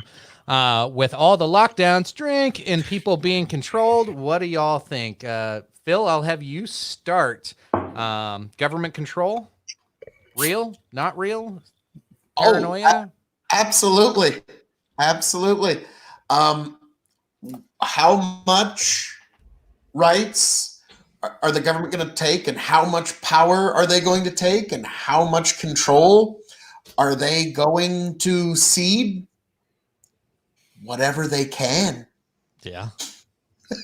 They'll keep going until they get the tiniest bit of pushback, even just a little bit. Because you'd be shocked how much the world revolves around those who plant their feet and will not be moved on principle. I'll agree with Phil on that, because it's proven throughout time that as soon as a government or any kind of powerful group overseeing any group of people gets one little bit of like control or push, they're going to keep pushing and pushing and pushing until they get just about everything. I mean, it's pretty evident, honestly, with the UK. What they're dealing with is they got their gun rights restricted to like almost zero, and now they're at the point where the government is threatening to take away kitchen knives because people are still stabbing each other to find a way to commit crimes. Well, God damn it, I want to kill somebody. I gotta use something, Exactly. Kevin. It's a Cain and Abel used rocks, but you know, Use God a tiger. has a fucking gun. Yeah, throw a tiger at these guys. Fuck, man. But it's just like it's throughout time, like equivalent. Like everyone's gonna find a way to hurt each other. Everyone's gonna find a way to try and control each other. It doesn't surprise anyone that government's gonna try and take shit from people. It's not surprising, and when this gets brought up, when it's like, name a time when the government has not taken power and then given it back. Like, has that ever happened? Like, I don't know. Maybe it has, but I don't trust that it would. Phil, do you know of any? Prohibition is it. I was holding up my glass, say prohibition. That's about it. And also when the assault weapons ban expired in 2004. But beyond that, once you cede a right to the government, or you cede control or some sort of power to the government, like Ronald Reagan once said, a government program is the closest thing to eternal life that exists on this earth. Like when you were talking about chicken a few weeks ago, will this be the end of the petrodollar? I mean, like I didn't mean to sound flippant, but I was thinking, ha! If there is 2 humans left on this fucking planet, there will still be some shape, form, or figure of a petrodollar left. Like, that is how fucking deep down that fucker is. We might lose our Federal Reserve 10 times over, but the petrodollar is going fucking nowhere. And the main reason is because all economic activity is based on the conversion of fuel to energy. That is what determines the totality of life on this planet. E equals MC squared, motherfucker. Yeah. Fuel, baby. Fuel. No, like people don't give shit back. The only reason that the United States government returned or like repealed prohibition is for the sole fact that they knew if they didn't, there would be some kind of revolt. Or they would just deal with the constant stream of felonies or crimes committed because people were still transferring alcohol to each other. Well, it's too easy it's too easy to make. Oh yeah, honestly, I saw a thing. It was a federal agent in 1921 was investigating how easy it was to find alcohol in different locations, like how quick he could do it. And his record was in New Orleans. It took him 45 seconds. He got in a cab, like right after landing in an airplane or like traveling there by a vehicle, and was like, "Hey, where can I get a drink?" And the cab owner said, "Right here," and pulls a bottle of alcohol out of his fucking glove compartment. Nice. It's that fucking easy. Like nobody's gonna like not be able to drink, and they're gonna still transfer it to each other and commit a crime, and then be arrested. So the government realized that it was just nonsensical to have the entire United States at risk of committing a felony because they wanted alcohol. Yeah. Tony, what are your thoughts on, is this a government conspiracy to keep us under control? I'll take it a step further, I guess, because I started seeing this today on social media where, yeah, of course, the government is going to use this pandemic as a way to implement minor forms of control, maybe on a larger scale, depending on how long this lasts. But today, specifically on social media, I'm seeing people who are pushing the narrative that this is all completely fake. This is completely fabricated. This is all being elaborated to such a mass number just to strike fear into people, just so we can strike fear into people, just so we can control them. Yet people seem to fail to realize that this is not just happening in America. This is a worldwide thing. So yes, the U.S. government is going to find a way to manipulate the people because that's what they do. They're going to do what they can to make it better for them and easier to control us. But this isn't just happening here. And some people actually think that this is all up, it's all bullshit, it's all fake. It's a worldwide thing. This is a worldwide pandemic, and some people don't actually believe that it is. On your note, Tony, I think it was Italy or the UK or somewhere, but someone somehow convinced people abroad that the coronavirus is caused by radiation from cell phone towers. And I think it was Italy or England. I forget. It was England. They took a 5G tower. We talked about it last week. They went in a mass panic and burnt the fucking thing down. Like that's ridiculous to believe that a cell phone tower, which if it caused radiation, would have never been put up in the first place, because you would never get anyone to sign off on it if you showed them data that it causes radiation. But the fact that they're so gullible and stupid that they would burn down a cell phone tower and destroy their own cell phone signal, which they use to communicate with their relatives or families. Like, I don't understand. Like, how are you that stupid that you believe a mass pandemic across the world was caused by a cell phone tower near you? That you Go, Phil. Well, worst of all, there's a 5G tower near you and you burn it down. So now you're in quarantine and you don't have any internet. Oh, really? How fucking stupid are you? I was gonna watch porn, but now I can't because I burnt it down. That was my biggest point with it last week. I'm like, yeah, you're all paranoid watching YouTube videos about how 5G is going to kill everything, and so you burn down the tower, and then you're like, fuck, I have no information anymore. It's not. Now what do I do? What do I do? Fucking like shit like that baffles me. It's the same with like the flat Earth shit, but like I'm not even gonna get into that. But it's just like, dude, it's flat as fuck. No, but like people are so gullible to believe something that like some random drunk. Do you see that? Do you see the dude that built the rocket? Like he was trying to like prove that the Earth was flat.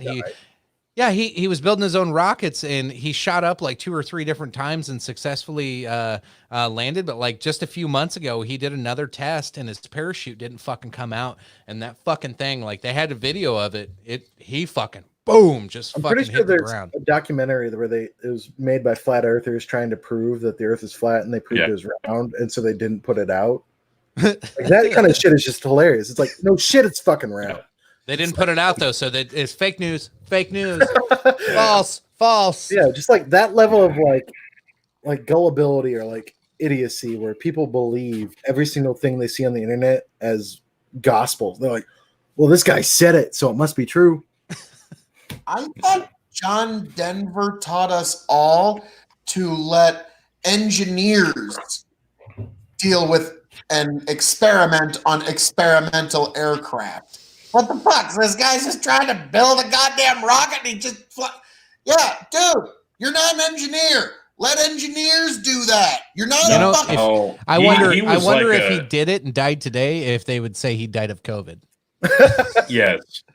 He'd been doing this for like 20 years. Though he'd been building rockets for years and years, and I think he was actually, I don't know if he was in some kind of building aviation before this, but yeah, he got on that flat Earth bandwagon a long time ago. He'd been building rockets. He sent a lot up and just kept going further and further up each and every time. But then, the last time obviously was the last time. And guess what? He didn't prove a damn thing other than gravity works. My example to anyone who tries to self-build a rocket is, I think it's Jackass 1 or 2, where Johnny jumps on the one that's like pre-made, like supposed to be safe for like anyone to sit on.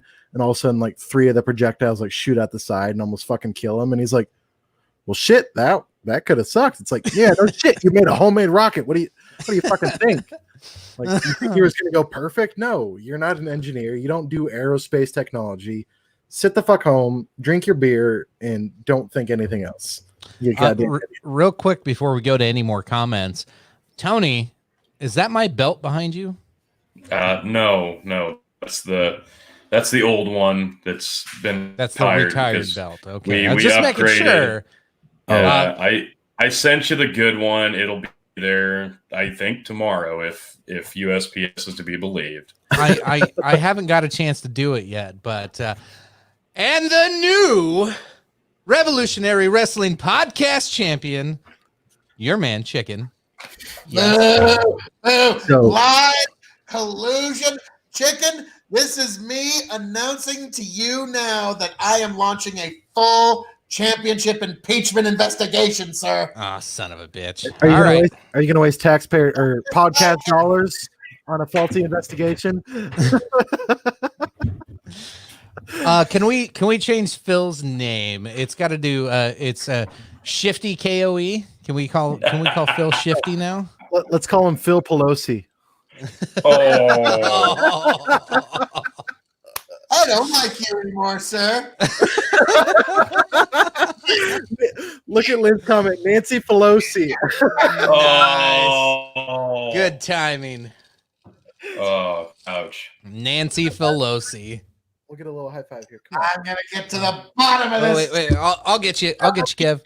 Now I'm gonna be launching a full impeachment inquiry into your championship reign because you were colluding clearly with who I don't know yet, but we'll get to the bottom of that. Anyway, so before we wrap that little piece up, I am serious. I think I'm gonna get, because I keep talking about how I'm gonna be triple champ Chicken, and Tony's like, you don't have fucking 3 belts. You can't get 3 belts. We don't have 3 belts. I want to make a universal podcast championship belt, and it won't be for me. I will only own it for the thank you, Chicken. only for the first month while we wait for the votes to come in, and then we will have a viewer voting, and the most favorite guest gets to take the belt already moving forward. So I don't know, just a thought I've been throwing around in my head. You might as well just send it to me, because clearly I'm the favorite already from this podcast alone. Oh yeah, well maybe. But I do have to point out Noor's comment. What about the anti-vax? What do you all think? Let's pull it up here. Well, hold on. Before we do that one, out of them. So we got government is spreading the virus by chemtrails, but then he does bring up the good point about anti-vaccine. So okay, we're down the conspiracy trail 2 weeks in a row. So I mentioned this. I think I mentioned this 4 weeks ago. If you're bored tonight and you can't sleep, I recommend you get on Facebook, the little video tab, and go on Facebook Live and start looking at live streams at about 1 a.m. It's all people talking about chemtrails. It's fucking weird. I like some of it. You're just like, what? Like, and there's like a dozen of them. It's kind of crazy. You can fall into a rabbit hole real fast. So be careful. But I don't know. Sometimes it makes some good points. It's worth looking into and reading. But then, yes, the vaccine thing.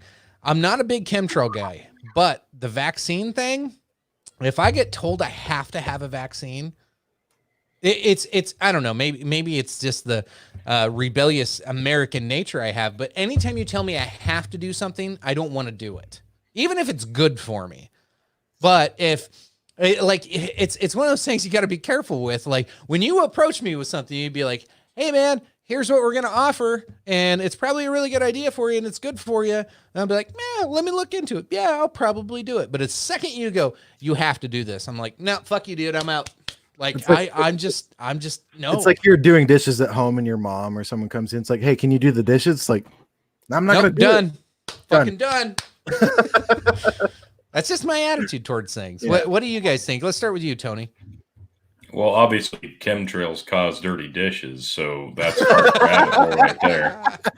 I mean, so that's been going on for fucking how long? The chemtrail thing, you can basically point to any issue we've been experiencing in this country for the last 30 years, and you can point to chemtrails being the cause of it, according to somebody. So, of course, this is going to be pointed to from the chemtrail thing. It's the nature of the beast. It's going to always come back to that. You mean chemtrails aren't responsible?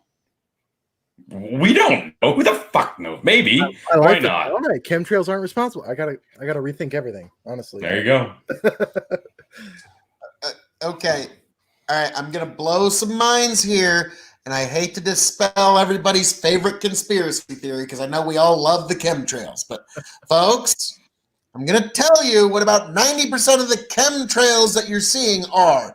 Maybe a few of them are a little out there, but here's about what 90% of them are. When you see a chemtrail, Tony, you remember in Metal Gear Solid the chaff grenade? Yep. Okay, how it would disrupt all electronic communication? What a chem usually is they're bringing a trail of bits of aluminum and styrofoam and all these things that interrupt electronic communications. So satellites, whether they're the Chinese, the Russians, the whatever satellites, can't see what the fuck we're doing down here. Because believe it or not, folks, we don't have this vast underground tunnel system to move things from base to base. If we need to move a nuclear missile from one base to another, we put it on an 18 or 22 wheeler and we send it down the interstate. And that's a pretty handy time to not let any satellites see what the fuck we're doing. So that's 90% of the chemtrails that you see is actually Air Force blocking foreign satellites from seeing what we're doing.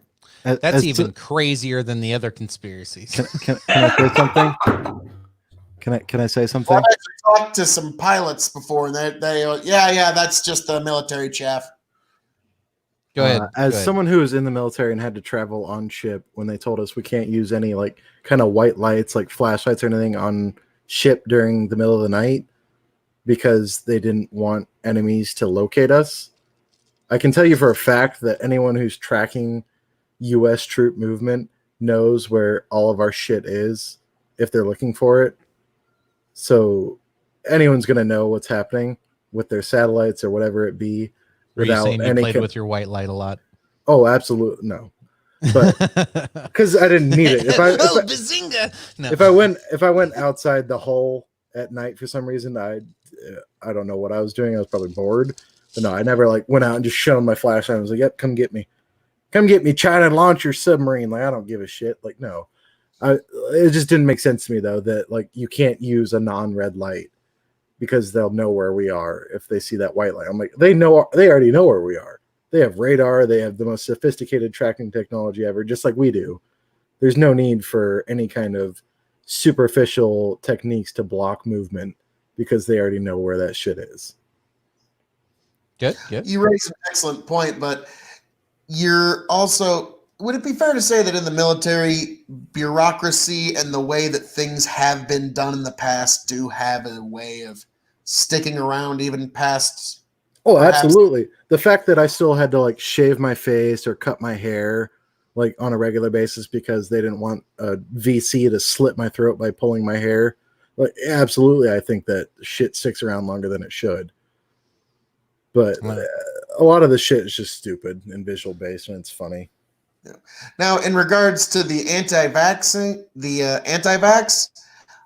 Chicken, you raise an excellent point there. I'm not going to get a vaccination if it's demanded. If you are forced to, I'm going to do all I can to avoid it. If it's voluntary, I'm going to hold back until I know that the elderly population has had enough. You'll wait till the other 3 guys on the screen here get it, and then go, okay, they're still alive. Yep. And it's kind of with keeping in free market thinking, where you have to force somebody to do something, clearly that is not a value to them. What you are forcing upon them isn't something that they would value otherwise. So it's like things if it was forced on people, nobody would do it because that's just how the human mind works. They want to do shit that's like openly available to them, but as soon as somebody tells them they have to, they say, "Oh, I'm good." So real quick, I'm responding to Heather's question she had there.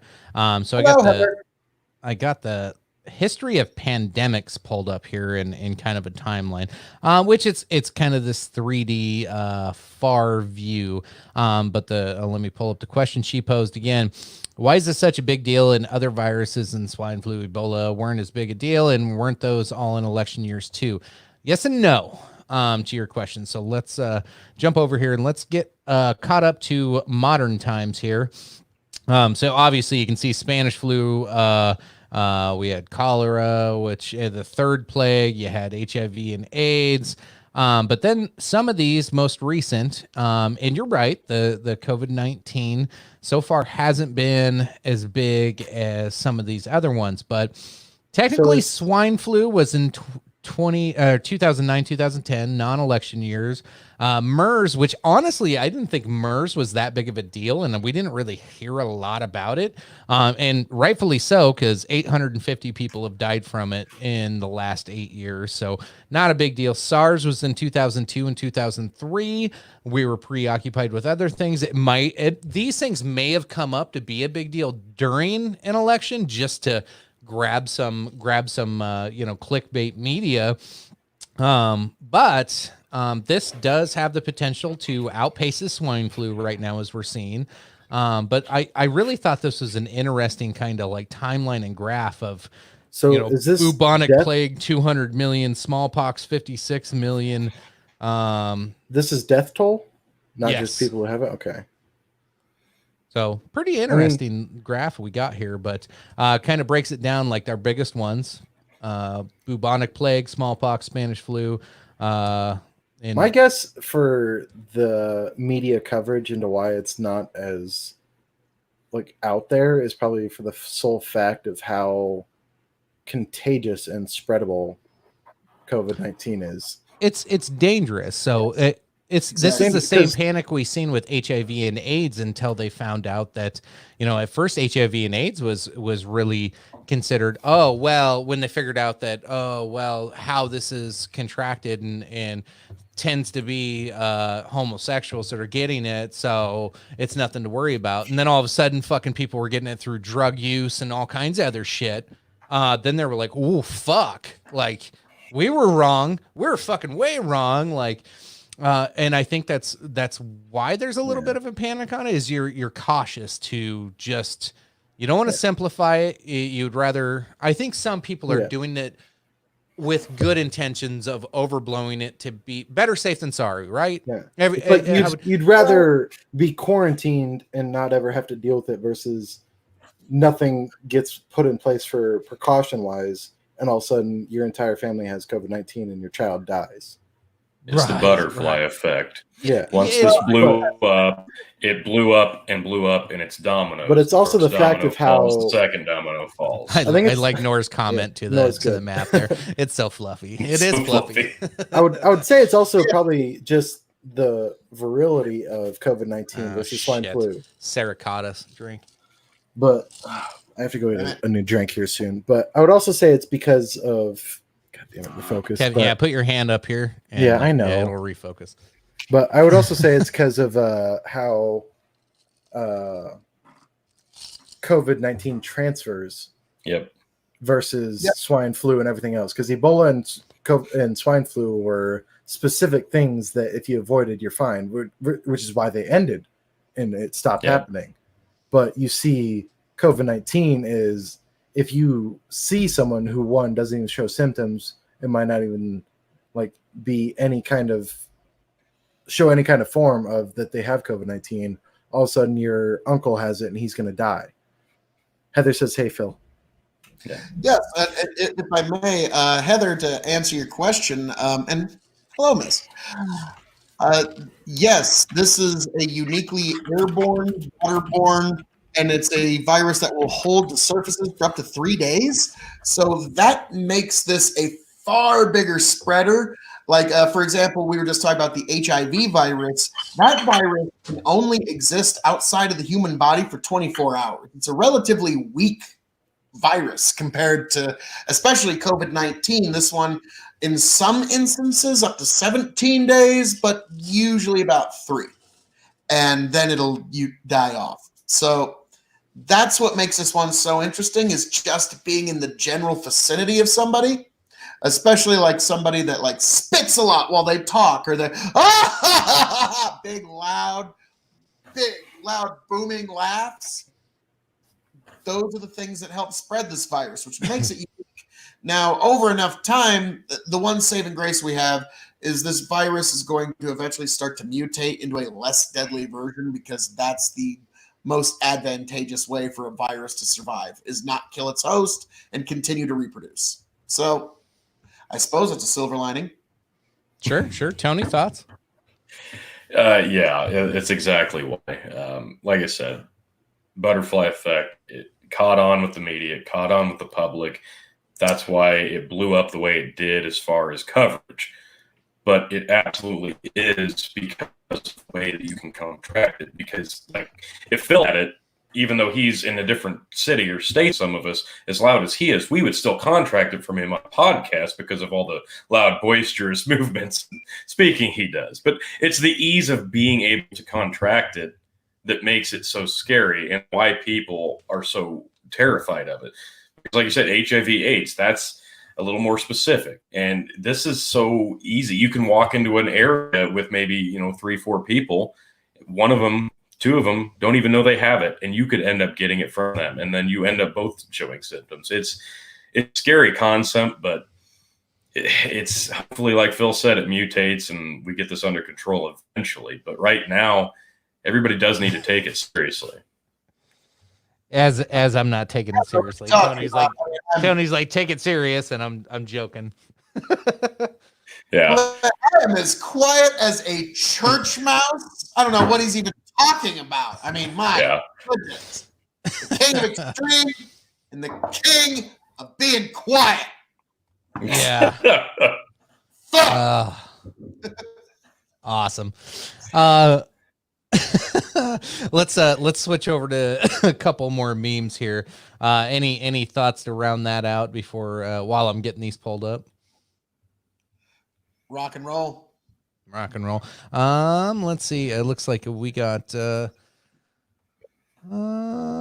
maybe. Oh, no, hold on. I gotta get my screen fixed here. I had to close it. There we go. Now we're in action. Might be a little racist. Breaking news. Aliens land in China. Alien comes out. We've all immediately reacted because we've all seen it. Yeah. Or one similar, yep. Jeez. Me 50 years from now, when I see one of my grandkids use more than 1 pump of hand sanitizer. Dude, that's not 50 years from now. That's today. Yeah. I see my kid grabbing anything. I'm like, dude. Yeah, easy. That at the rate people are breeding these days, you're talking great grandkids 50 years from now. Oh, you'll be really pissed then. Yeah.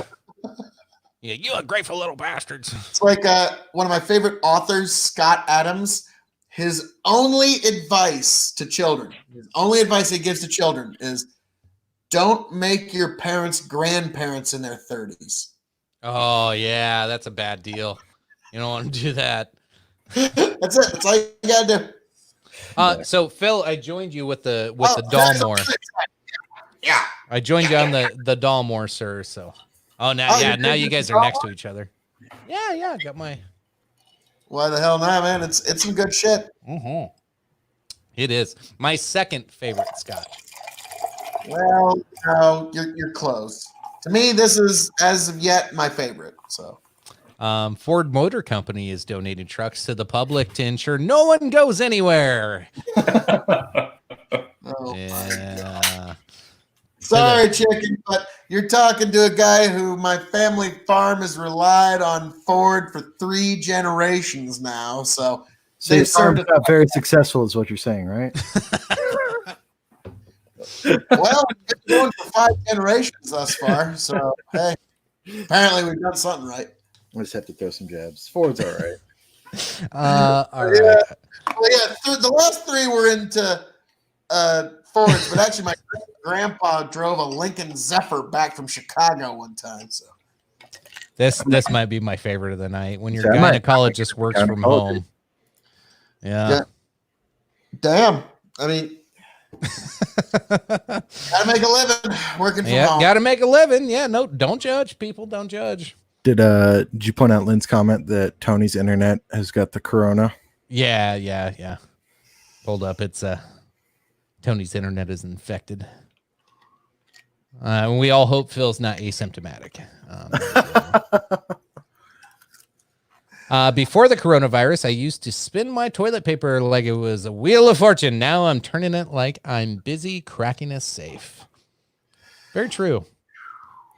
That one's not even funny anymore. That one's just a harsh reality. Accurate. I know. Yeah, the toilet paper memes from a month ago didn't age well. Yeah, No. I saw one. It was a dude and a hot chick pulled up to a guy in like a busted ass fucking like old Subaru or Volvo or something, and they like threw like stacks of money at him, like, you fucking piece of shit. And he pulls out a roll of toilet paper and he's like, "How's it Yeah, going?" the chick gets in his car. And she gets out of the fancy car, gets in his busted ass car, and he drives away and throws like a couple sheets at the guy in the fancy car, and he's like, "Well, what?" No, you'll get a kick out of this, chicken. I've been trying to get this going for 2, maybe 3 weeks now. A poker game where everybody buys in with a roll of toilet paper. Listen, you're talking about people's life. You don't need to put that on the table, all right? I can't get anybody to agree to such a game. One guy even said, "No, man, no." It's actually the Mind Apocalypse. "No, man, no, stakes are too high, man. I can't fucking get into that game. What the fuck, man? You're talking about toilet paper?" So that's where our economy's at, folks. Yeah. I don't know if you just saw Heather's comment, but she just said, "I did not do as much research as you guys, but thank goodness my small town is not as affected. So I'm using you guys to tell me what's really going on." Heather, I got to tell you, you're looking at the wrong source, honey. We say our So opinions, there's I don't some- know if we're that like fact. Like, we do our research, but I don't know if we're that fact. This narrative well. The Dog and Chicken Show Extreme Edition is the source for all the information you need. We are the show of record. In fact, we even call it the Corona Chronicles. So You gotta- do not listen to this rapscallion ne'er-do-well over here. We are true news, not like the fake news you get out there. So, chicken. You're fake news, Phil. No. I find myself in the middle of this a little bit, because there's times where we've really talked about Well, like I mean, what it's to pay one thing attention to- to, what not to pay attention to, because there's a lot of bullshit out there. Oh, obviously. So I'll give us some credit on cutting through some of the bullshit, because, like, here we go. I'm going to make us all drink again. But I think it's important. Like, what was it? A month ago when this shit first was really starting, we were told not to wear a mask. Drink. I'm not saying we're wrong. Hold on. Let me finish. So there's these things, and I point out the annoyance and hypocrisy and the bullshit we're all being told, because we were all told not to wear anything over our mouth. I didn't say it.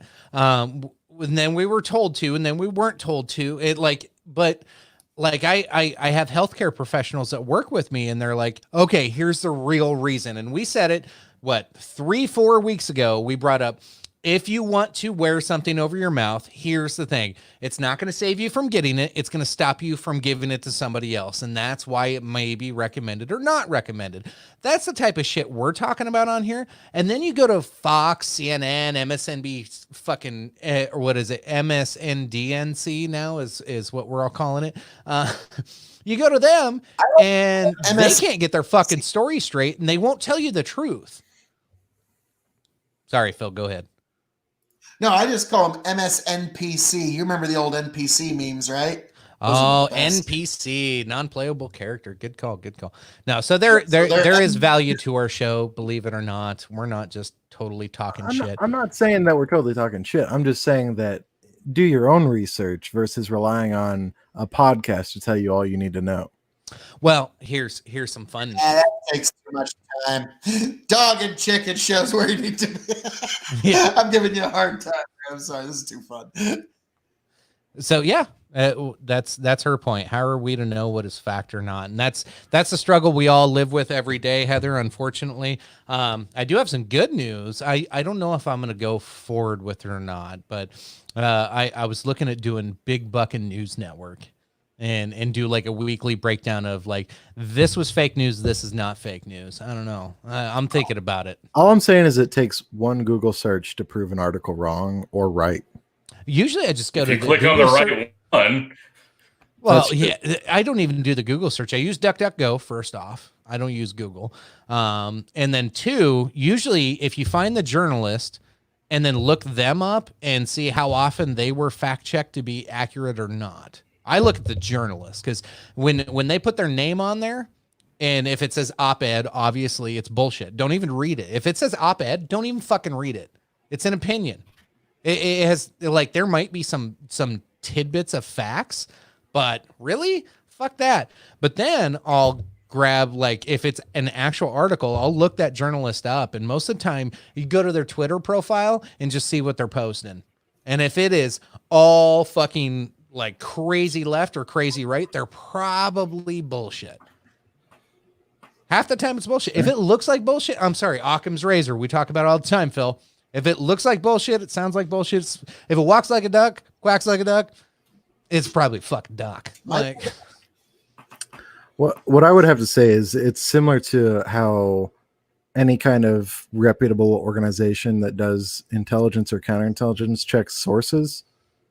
We usually check if that source is reported before and whether or not that source has been followed through on. And if it's good follow through, then it usually does. Like they actually like take that report for validity. But if it's only like if it's a first time reporting source, they usually throw it out the window. Yeah. That's one way to do it. The way I generally read news, unfortunately, because everything is so slanted, you have one news report that's really far on this political end of the extreme, another report that's really far on this end of the political extreme. What I do is I take both the information, split the difference, and assume somewhere in the middle is probably closer to the truth. That's pretty close. The way I can read news. I use Ask Jeeves. I don't know about you guys. I forgot about that shit. Is that still a thing? Is it? We all know Tony uses Ask Mr. Skin. Ask. Well, how do you he spell has it? the best info. How do you spell it? What was Jeeves.com. Oh, it's just ask.com now, and it's pretty bleak. Wow. Why do you think that is, Tony? What were the other ones I used to use? Hotbot, Lycos. Web crawler. I use MySpace and ask Tom Scan for all of my info, actually. Oh, wow. I'm sorry. You. What year is this? Chicken Dakota asks, has no one ever heard of baby wipes or a bidet for our toilet paper conversation earlier? Yes. Baby wipes aren't flushable, so I'll say that to people's careful. defense. Yeah, careful with that. You might cause some problems. A bidet is probably wonderful. I mean, unless you don't like water getting in your butthole, which I mean, if you shower, you probably get it. We were this close to buying a bidet. We were like, I had researched it. I was ready to throw like $500-600 at a nice one that would like program itself to my butthole and my wife's butthole and my son's butthole. Listen, as much as I don't want to know about your butthole, get a fucking bidet. All right. I do. Because a bidet, it eliminates Tony toilet wants to paper. know about it. All it does is add a little bit more water, but you counter that with the cost of paying for toilet paper every month. Yeah, So but water's a natural resource. No, it's fucking renewable. Get a fucking bidet. The only time water goes away is during heat, but then that comes back in steam and liquid and condensation. So just get a fucking bidet. If it was up to me, this house would have 5 fucking bidets. Tony, bidet or stick with what Not you got? bidet. What? You- You know, Bidet or not to bidet? That Hey, is- with your COVID bucks, would you buy a bidet? I think that as long as Amazon is still getting it to me in within a week, and my butthole water pulsation needs are met, I think it's probably a sound investment. I'm seeing a lot of those attachments you can already just put on the toilet instead of people going out and buying the, $700 replacement. Just get the attachment. It plugs right into your water supply. You don't have to spend a crap load of money on it. That's A there too. crap load of money. Get a hose that attaches to your water line from your toilet. Works just fine. Yeah, I've seen saying. seen people made their homemade bidets where they just grab like a And it shower head on a hose and just like, yeah, baby. Yeah. Like, Works. Or just air dry. okay, that doesn't work on the poopsies. Get out. Like, Just get out. yeah, get out. You thought about it though for a second, Phil, though, didn't Phil, you? would you consider a bidet? I Just a little suppose water in your poop sheet. Wipe it's it. definitely it's definitely a different hygiene standard, but like gentlemen, again, there's no ladies on the podcast, but a bidet is more for the lady in your life. No, it's not. It's for everybody. It eliminates the need to for wipe everybody, 30 but fucking times. Especially appreciated. We've all had those shits where we wipe and we're like, it's not done. And it's still not done. And it's still not Duly done. noted. Duly You noted. were like, man, I wish I had a squirt gun that could just fucking handle that You for just me. get up in there with a little stream of water and you're done. You get up. It's like showering right after Ah, taking a this is shit. going south. Just put a super soaker in the shower with you, and That's better waffle than stomp. fucking toilet paper, man. You just instead of a 40 wiper, you squirt yourself once and you're out of there. That's all I'm saying. How did it end up like this? Fake news, Phil. They are for everyone. They're for That's right. everyone, Dakota. It's just if they are for everybody, everybody's got at least one hole. But I'm just saying it's I will essentially appreciated. I will say for Dakota's earlier comment though, their flushable wipes, if they say they're flushable, is not true. Septic tanks cannot handle anything other than toilet paper or liquid. The Yeah, flushable wipes or don't put them in a septic tank. don't go through. Okay, let's go on with the memes. Let's move on. 2019, lazy bastard. 2020, responsible adult. We all seen that one, but it is so true. I feel called out. All right, I don't like this. Some heroes don't wear. This is targeted. Phil, what'd you say? Some heroes don't wear capes. Okay, that man's a hero in 2020. Yes. I bet that guy has a cake.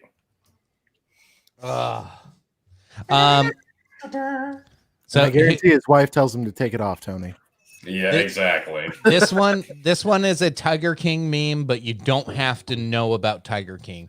Do you guys know wish.com or the Wish app? Yep. Oh, absolutely. Yep. Like they have these amazing cool deals on these cool items, and you're like, we've all probably bought something on there, right? No. Not yet, but I'm going to. I don't. It's a waste of time. Every time I scroll by one of their ads on Facebook and I see what looks like butt plugs or sex toys, I'm just like, what the fuck is Well, wrong? no, with that's not what I was looking at buying. Jesus. I'm sure it's not. What kind of wish.com I'm fucking sure it's shit are not. you looking at, kid? I'm looking at nothing. I'm telling you what their Fuck, Facebook ads are trying to actually. show me. I'm literally like scrolling through Facebook and all of a sudden it looks like a fucking sex dungeon aficionados fucking wish.com ad is what happened. I see fucking leather suits and like strap-ons and butt plugs. I'm like, You know they get that based data on your from what you're looking up on your internet history. I don't know how to tell you that. Exactly. listen, let's not bring up my internet history. But I Buddy, watch Oh, so all your ads have butt plugs and S&M chains. What I watch on porn is none of your business. Cookies once in a while. I don't know what to tell you, man. What I Okay, watch on okay. porn is none of your business. Okay, this next meme. So those of you that don't know, the Wish app. Jesus Christ. God. Wish is an awful company, and they offer cheap shit and then promise you shit. Like, I remember I used it 6-7 years ago, like when it first came out, and I found like those like really, really tiny Bluetooth earpieces that had like microphones built into them because I was at work. What? They gave you cancer, didn't they? No, they did. But anyway, they're itty bitty little, like nobody could see them. They were so small, nobody could see it. It was like the world's smallest Bluetooth. But it was like, it was cool because I was at work and I wanted to jam out to music and I didn't want anybody to know I had music in my ear. So I bought them. It took them fucking 6 months to show up and the battery life on them was 10 minutes. It was pissed me off. That was my first experience with Wish. I actually waited a year and a half and I forgot I had ordered something else at the same time before it actually fucking arrived. So yeah. So that's my experience with Wish. Now here's the meme. And again, you don't have to know anything about Tiger King to get this meme, but when you order Adam Levine off Wish, He's missing a few teeth there, chicken. yeah, he's got meth mouth. He's got a beer gut. He's gay. That's not what you wanted. Apparently. Well, yeah, he is, but he's not. That's what I don't understand. Was he gay or not? He was in it for the meth and weed, and then the trucks and the guns. Yeah, The he dick liked had that nothing pink to do gun with it. though. Not Like, Yeah, but I'll be honest, that is the first time I've heard that as a sales pitch for turning a straight guy homosexual. it worked in that case. it worked What? not once, not twice, but 3 times. You get someone addicted to something, you can get them to be gay for you. And you know, if you yeah. The material that everyone in the country is enamored and enchanted by is what the fuck? We just got Youssef from Morocco. Yusuf from Morocco. Hey, we're getting some international fans on here tonight. Appreciate it, sir. Hello, Youssef. Welcome to the show. And we're here to just chronicle these interesting times. I like this one. So you seen the movie 28 Days Later. Mosquitoes waking up from winter like, where in the fuck is everybody? I came here to suck some blood. What the hell is this? Oh, I like that one. Are your streets actually that empty? Because like I got neighbor kids right now that I didn't fucking knew. I didn't know they existed. Like my whole fucking block is just filled with children. Well, you're dealing with children who, when they're not at school, are just going to ride their bikes around and do whatever the fuck they want. No quarantine is going to stop them, no matter how much mom or Karen wants them off the streets. But I feel like that's the thing I've seen more than anything. Like I've ridden around Topeka, Kansas at this time before. Yeah, that is true. $20 is $20, man. But like I've ridden around Topeka, Kansas at fucking April this time last year, and there was like 0 people out. But I ride around now, and I was like, who are these fucking people walking around or riding bikes? And every time I look, it's some like high school kid or fucking like teenage age child walking around or riding their bike or doing something. And I realize it's because they're not at school. Like they just don't have anything better to do. You try to keep a 12 or 14 or 16-year-old at home besides video games, they're going to run around and do whatever they want. Yeah. I'm not seeing so much of that, but they're outside. They're not cramped up in schools. And like, we were talking a little earlier about, man, schools keep you in for so long. Well, in America, it was labor unions that actually lobbied for the idea of keeping children in school until they were 18, because somebody that's 15 years old, they don't have a lot of things that are tying them down. They don't really have a lot of loans. They probably don't have any children. Don't have a wife. They can work for really, really cheap. So it was a way to constrict the labor market was to keep children in schools for 12 years. So, I mean, there's my point proven. You don't need to be in school for that long. They just keep them in school just because. Yep. Yeah. And it goes back to, we've talked about this several times over the last few weeks. Like, it's Wednesday. I got 2 days of homeschooling left to do with my child. We're done. Like, we're done with the entire week's like courses that they gave us. I'm doing all the extra shit now, and I'm just trying to keep him busy. Like, it takes we're to teach someone something. We're spending 3 hours a day. Like, it's not like I'm dragging this shit out and I'm making him do a bunch of extra stuff. I structure it, and I'm like, all right, I wake him up at 7:30 in the morning, and he eats a quick breakfast, and by 8:30 we're getting on to actual schoolwork. And hey, here's what we're gonna do. And at a certain point, I'm like, when I plan out 5 things that he does today and he gets them all done by noon, I'm like, well, fuck, dude, let's work on tomorrow's stuff a little bit. Let's get a little bit ahead. Yeah. Like, I only got 1 day, like not even a full day's worth of material left for him to do tomorrow. So like, I've been making him watch videos of the presidents, like I had mentioned in prior ones. So like we just watched John Quincy Adams video today where he sat down and I'm doing short ones. It's like 10 minutes. I make him watch the video, and then he's got to tell me 5 things that he learned about John Quincy Adams and why it was important. And he has to stand there in front of me and talk to me about it. Like, just little things like that to go beyond what the school's done. But like Friday, like, I'm like, do I give him a day off or do I make him do extra shit? Like, give him a fucking day off, man.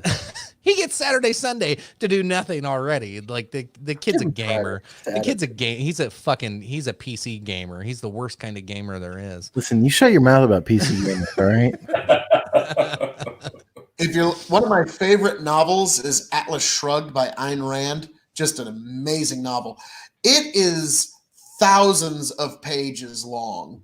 So if you need, and it's a great deep dive omnibus into free market thinking, the essence of what not the kind of libertarian you hate, but the essence of libertarian thinking. I never said I hated libertarians. But you imply. I hate fake libertarians. But anyways, Tony, I'm going to need you to do that little editing. I never said I hated libertarians. I fucking hate libertarians. So I'm going to. But it's a thousands of page novel, but it's one of the best books I've ever read in my life. It tells an amazing story, and it actually imparts a good lesson. So if you're looking for something extra to do, there's a little reading assignment to throw a kid in your life. Like, here you go. Here's a 10,000 page novel. Fetch. Just give him the Iliad while you're at it. Yeah, there you go. Or the Gates of Thermopylae, or the Battle of Ajnikor, like whatever you want. 1984 by George Orwell. Jesus, that's essential. Canadian dude's back. That's the problem with schools. Kids learn at different levels. The smarter kids suffer from that. Believe me, I know. Yeah, that's it is a huge problem. I remember when I was in school, I was probably like some subject I was really good at, some I sucked at, but I was always expected to keep up or like hold myself back. Like that's the school system we're kind of built in many ways. Like it's gross. It's either you hold yourself back or you go into advanced classes and deal with shit that's like stuff at a level you're not ready for. Because you can ask any college student, they say they have way too much homework or stuff that they have to deal with. But like when I was in high school, I did trig and pre-calc above like all of my classmates that during that time period were doing just like regular like 12th grade math.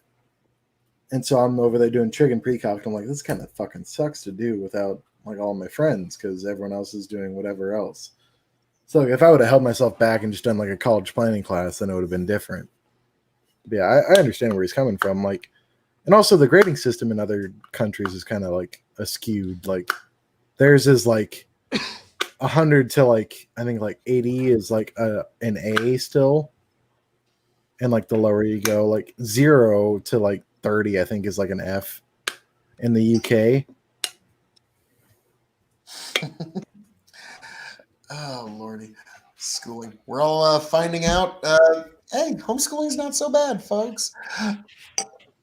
But I don't want to lick that in the front or poke it in the rear. Please.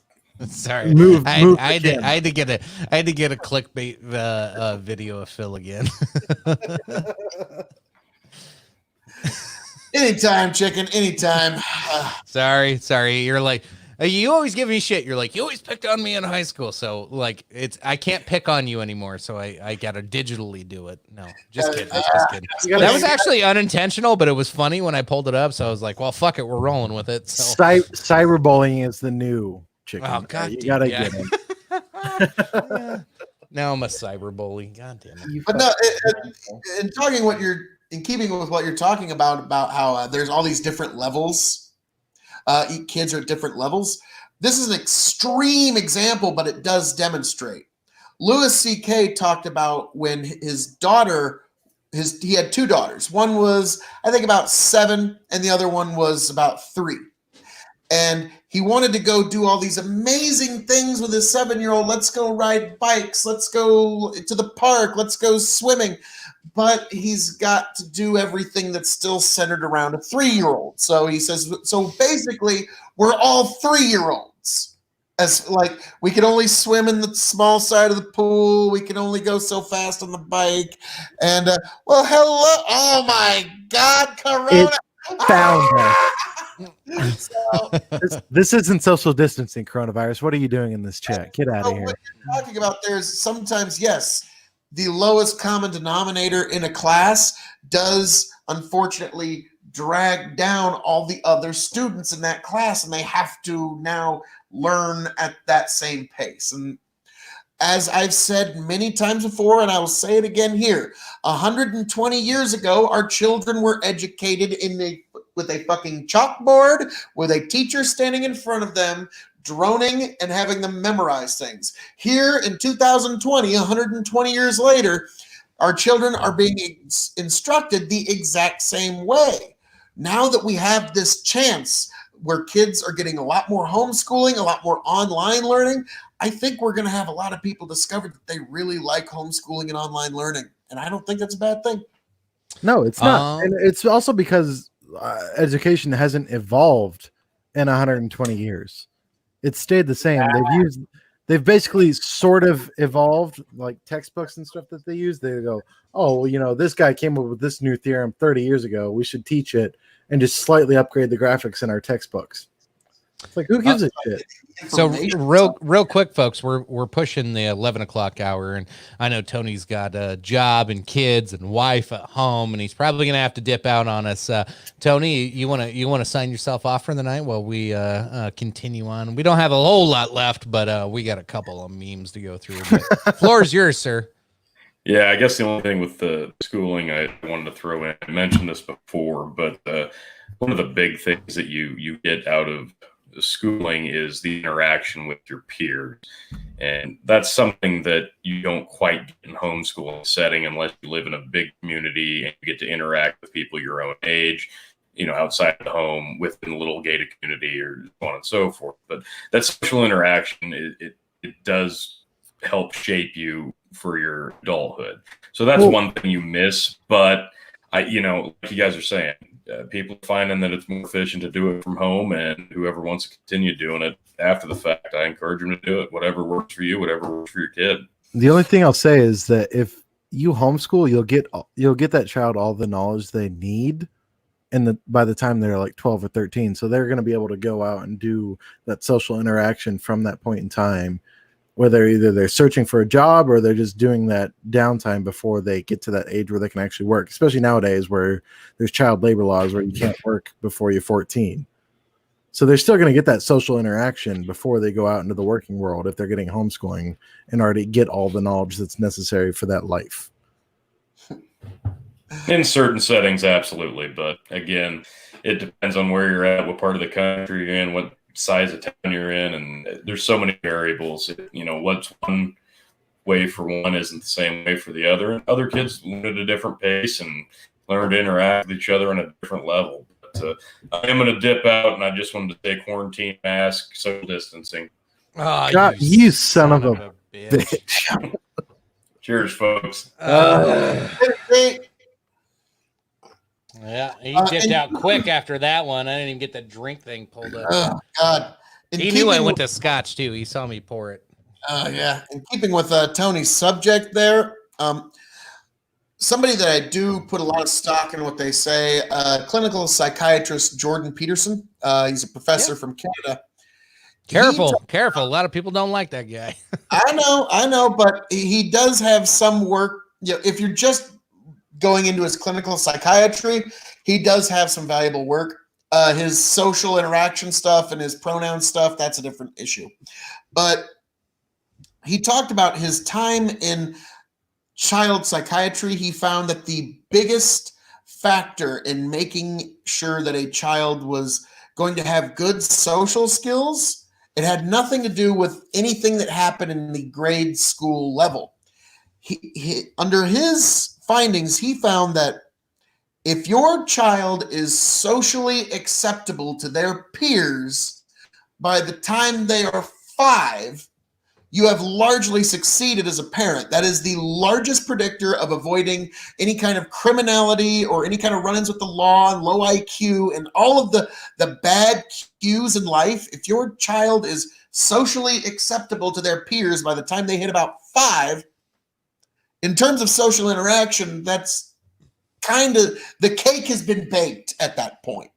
And so the idea that, well, they got to be in school for all this social interaction, like, not really, you just got to get those kids out playing with other kids their own age almost as soon as you can. That's really, in terms of developing a child's social interaction skills, way more important than 12 years in any institution afterwards. Yeah. Jordan Peterson's got a lot of interesting ideas around. Very, very smart guy. A lot of people hate on him a lot because, well, the only reason he came to fame is because he fought against the multi-gender. Well, it wasn't that he was against the transgender movement, but he was against the fact that the Canadian government was going to compel speech. And it wasn't about transgender groups, but it was the fact that the government was going to tell you that you have to call somebody by what they want to be called. And he's like, no, that's not right. Like, that would be like, hey, Phil, every time you see me, you have to call me this. And if you're ever wrong, you're in trouble by the law. And so he saw that was very problematic for multiple reasons. Cause, like, first off, what if you forget? 2, I look like a guy. And if I identify as something other than a guy, but then it got ridiculous, was like there was hundreds of pronouns. Yeah. I was going to say, that is only, like, I'll say, Chicken, that is reasonable if every time anyone ever sees me, they must refer to me as the King of Extreme or Your Majesty of Extreme or Your Royal. Well, that's if they know you individually. They are in trouble with the fucking law, motherfucker. And if you think that might be a bit unreasonable, well, folks, by golly, now you see why folks might object to that kind of shit. Well, that's if they know you individually too. Like, the law was like, they better get it right first time, fucker. Take it with you. the laws that were in place for stuff like that was an expectation of, like, no matter if you know this person or not, if you say the wrong pronoun, you're in trouble. Yeah, and that's what he was fighting. It was, like, that was how the law was written. Yeah, that was like the Z or Zimself, like, weird, like, stuff out of the pocket like that like people were expected to just automatically know that person and know how to, like, call that person. And, like, I'm all for, like, put whatever parts you want on yourself, but don't expect everyone else in the world to, like, follow the suit and call you whatever the fuck you are, especially if they don't know. No. I know one transgender person. It's friend of a friend, and always been polite to me, so I reciprocate politeness. So if there's somebody that I know is a gendered person, and I will be polite to them. But if they're being an asshole and they're demanding that they're just trying to police my language, well, fuck you. So Heather says you must refer to Adam Levine now as Mrs. Heather or Mr. Heather Bain. I'll do it. I don't care. That's her new pronoun. Nice. All I'm saying is that like 80% of people who go through transgender stuff will be that asshole who demands you refer to them as their pronoun versus being like, oh, like I get it. You don't know. Like, here's what I'd like to be called. Tony, he's mine, Heather. The real tragedy with the transgender movement is how young they're pushing people for it, and that's the danger. I don't know. Who like, oh, my baby. Right. They're pushing kids as young as 2, 3, 4 years old to take hormone blockers and trying to change their sex, which is I don't know if we want to go down this rabbit hole. This isn't really this type of show. This is deep shit, but it's there's a lot there to dig into. We'll save that one for another night. We'll do a whole show just on. I'm down with all of that. A child stop loving everyone. Get out of here. Sorry. All I'm going to say is a child that's 5 or younger that's transgendered, that's kind of like a vegan cat. We all know who's really making the decisions here. Good shit. Next meme. We'll have to break down Dakota's comment next time when we have an entire podcast devoted to transgenderism. Yeah. Hold on. Yeah. So that's his comment. That just makes zero sense. To expect someone to know your pronoun when they've never met you and then expect them to do 10 years in prison for not getting that right. You're an idiot, lady. I would tell you face to face. Like, that's just stupidity.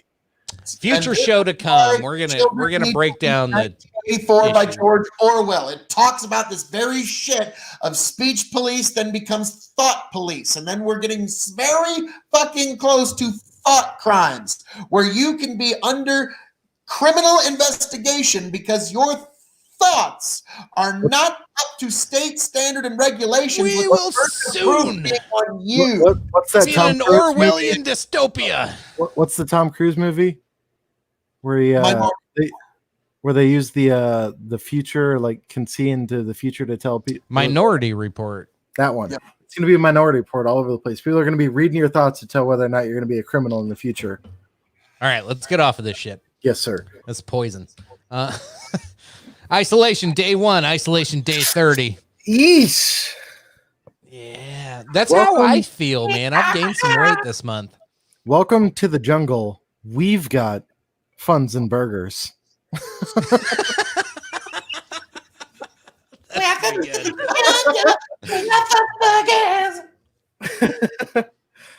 Title of the next show. It's ma'am. It's some cheese. Did I show the CDC Clinton meme yet? No, not in this show. Breaking: CDC warns COVID-19 death toll may surpass Clinton body count. It might Someone get just- there.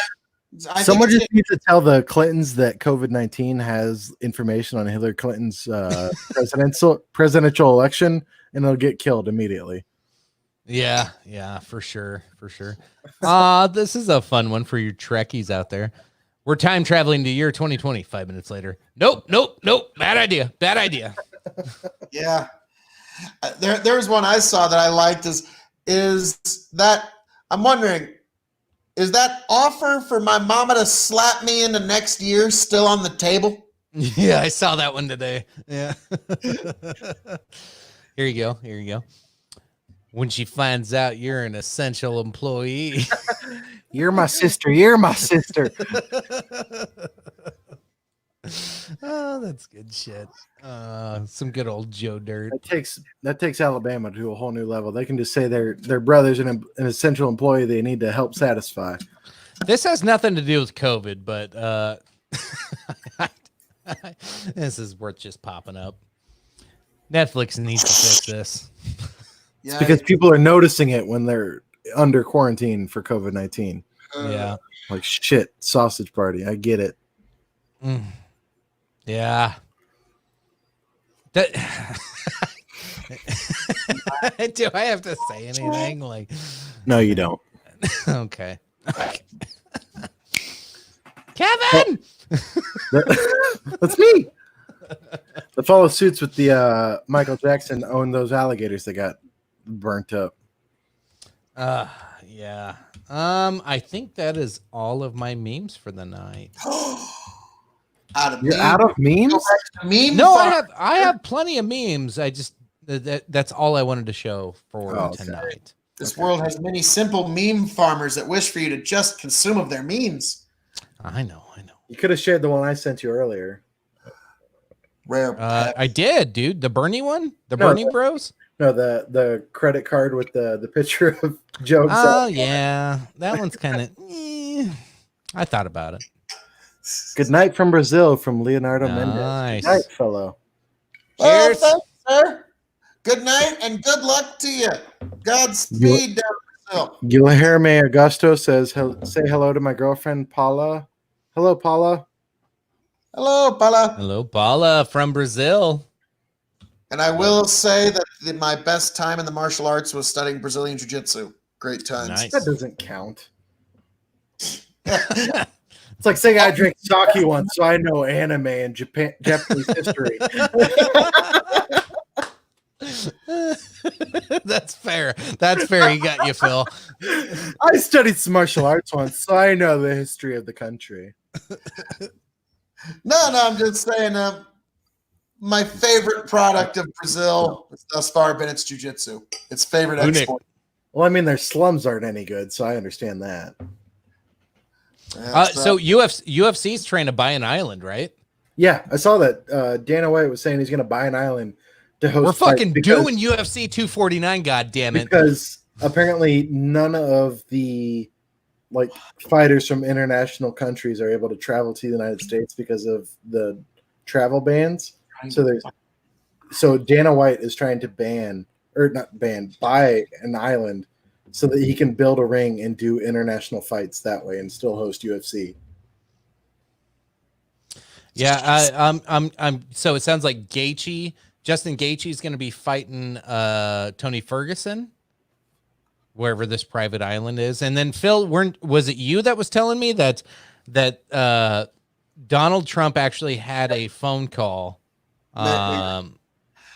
with Donald Trump actually had a conference call with the head of the NFL, NBA, UFC, WWE, and they said it was 17 major entertainment venue undertakings.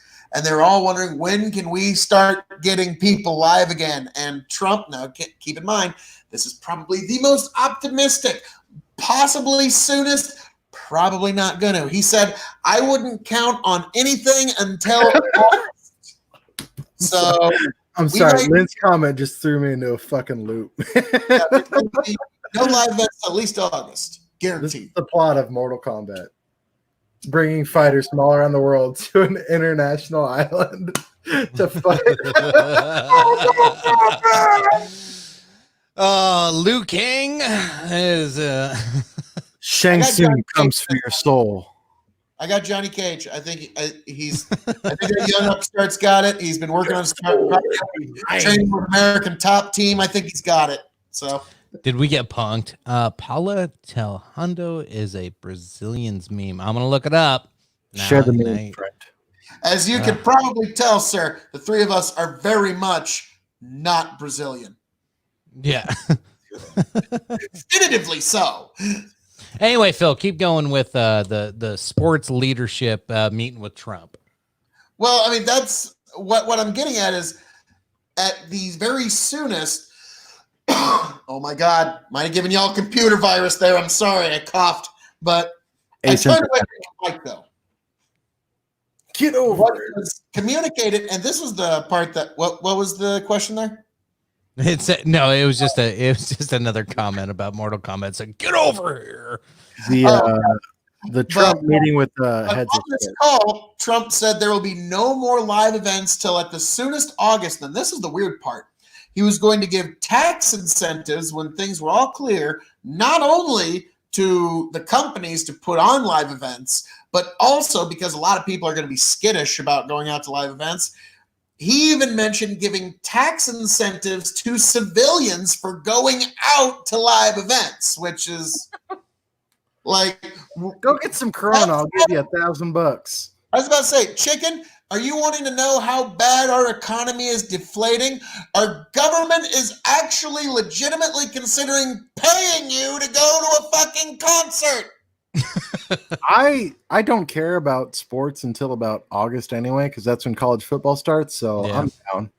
Oh, Trump's a football. No, don't worry. Don't worry. We'll at least come hell or high water. We will get college football. Because I've often said, so long as there is beer in the fridge, football on the television, and when you push a button, your shit flushes away and you don't have to think about it anymore, that's basically all people need. And there will not be rebellions in the streets. That's all the three things you need to have to keep rebellion from coming in the West. And You you said can do come. that. Yeah. So if they stop football season over this, my God. I mean, now my older brother refused. Like it took him me posting 7 articles over 7 hours. He refused to believe that the NBA was shutting down.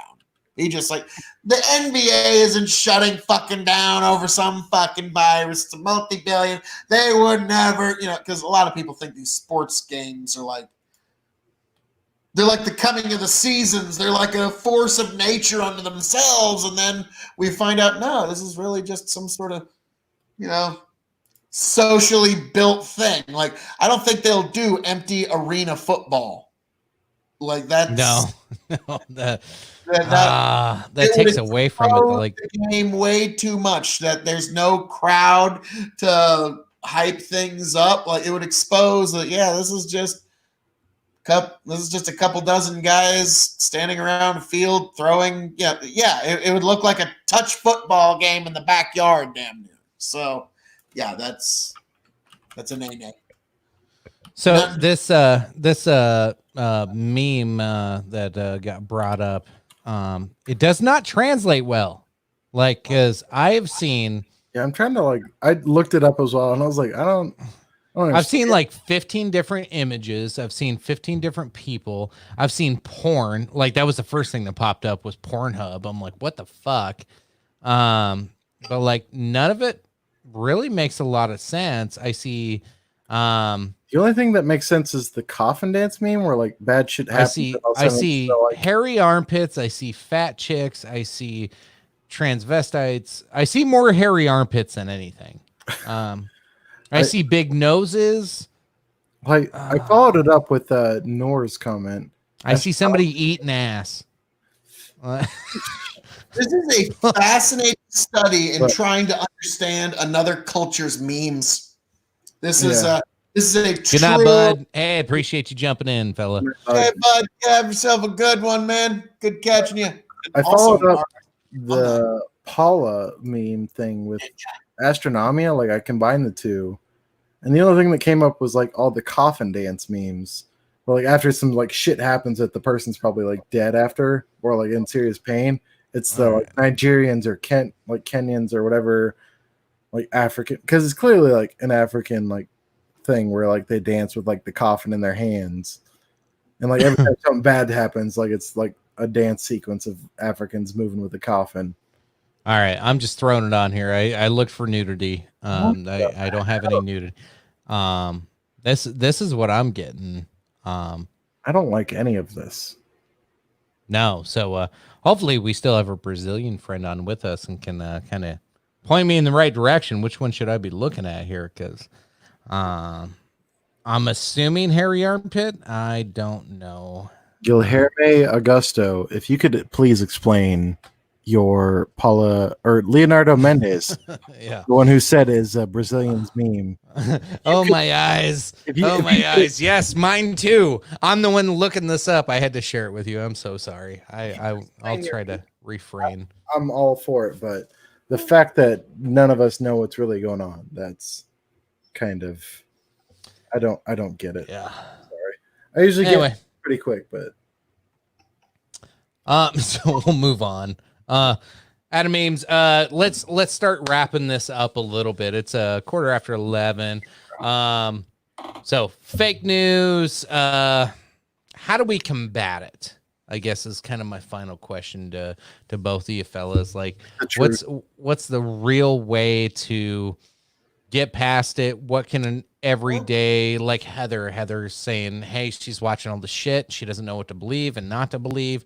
How do you combat that? Phil, what would be your advice? Sir? Ladies and gentlemen, how do you combat that? Right here at the Dog and Chicken Show. That is how you combat it. We are here to chronicle these times, and you're here with us, and we are all trying to find the truth in these uncertain times.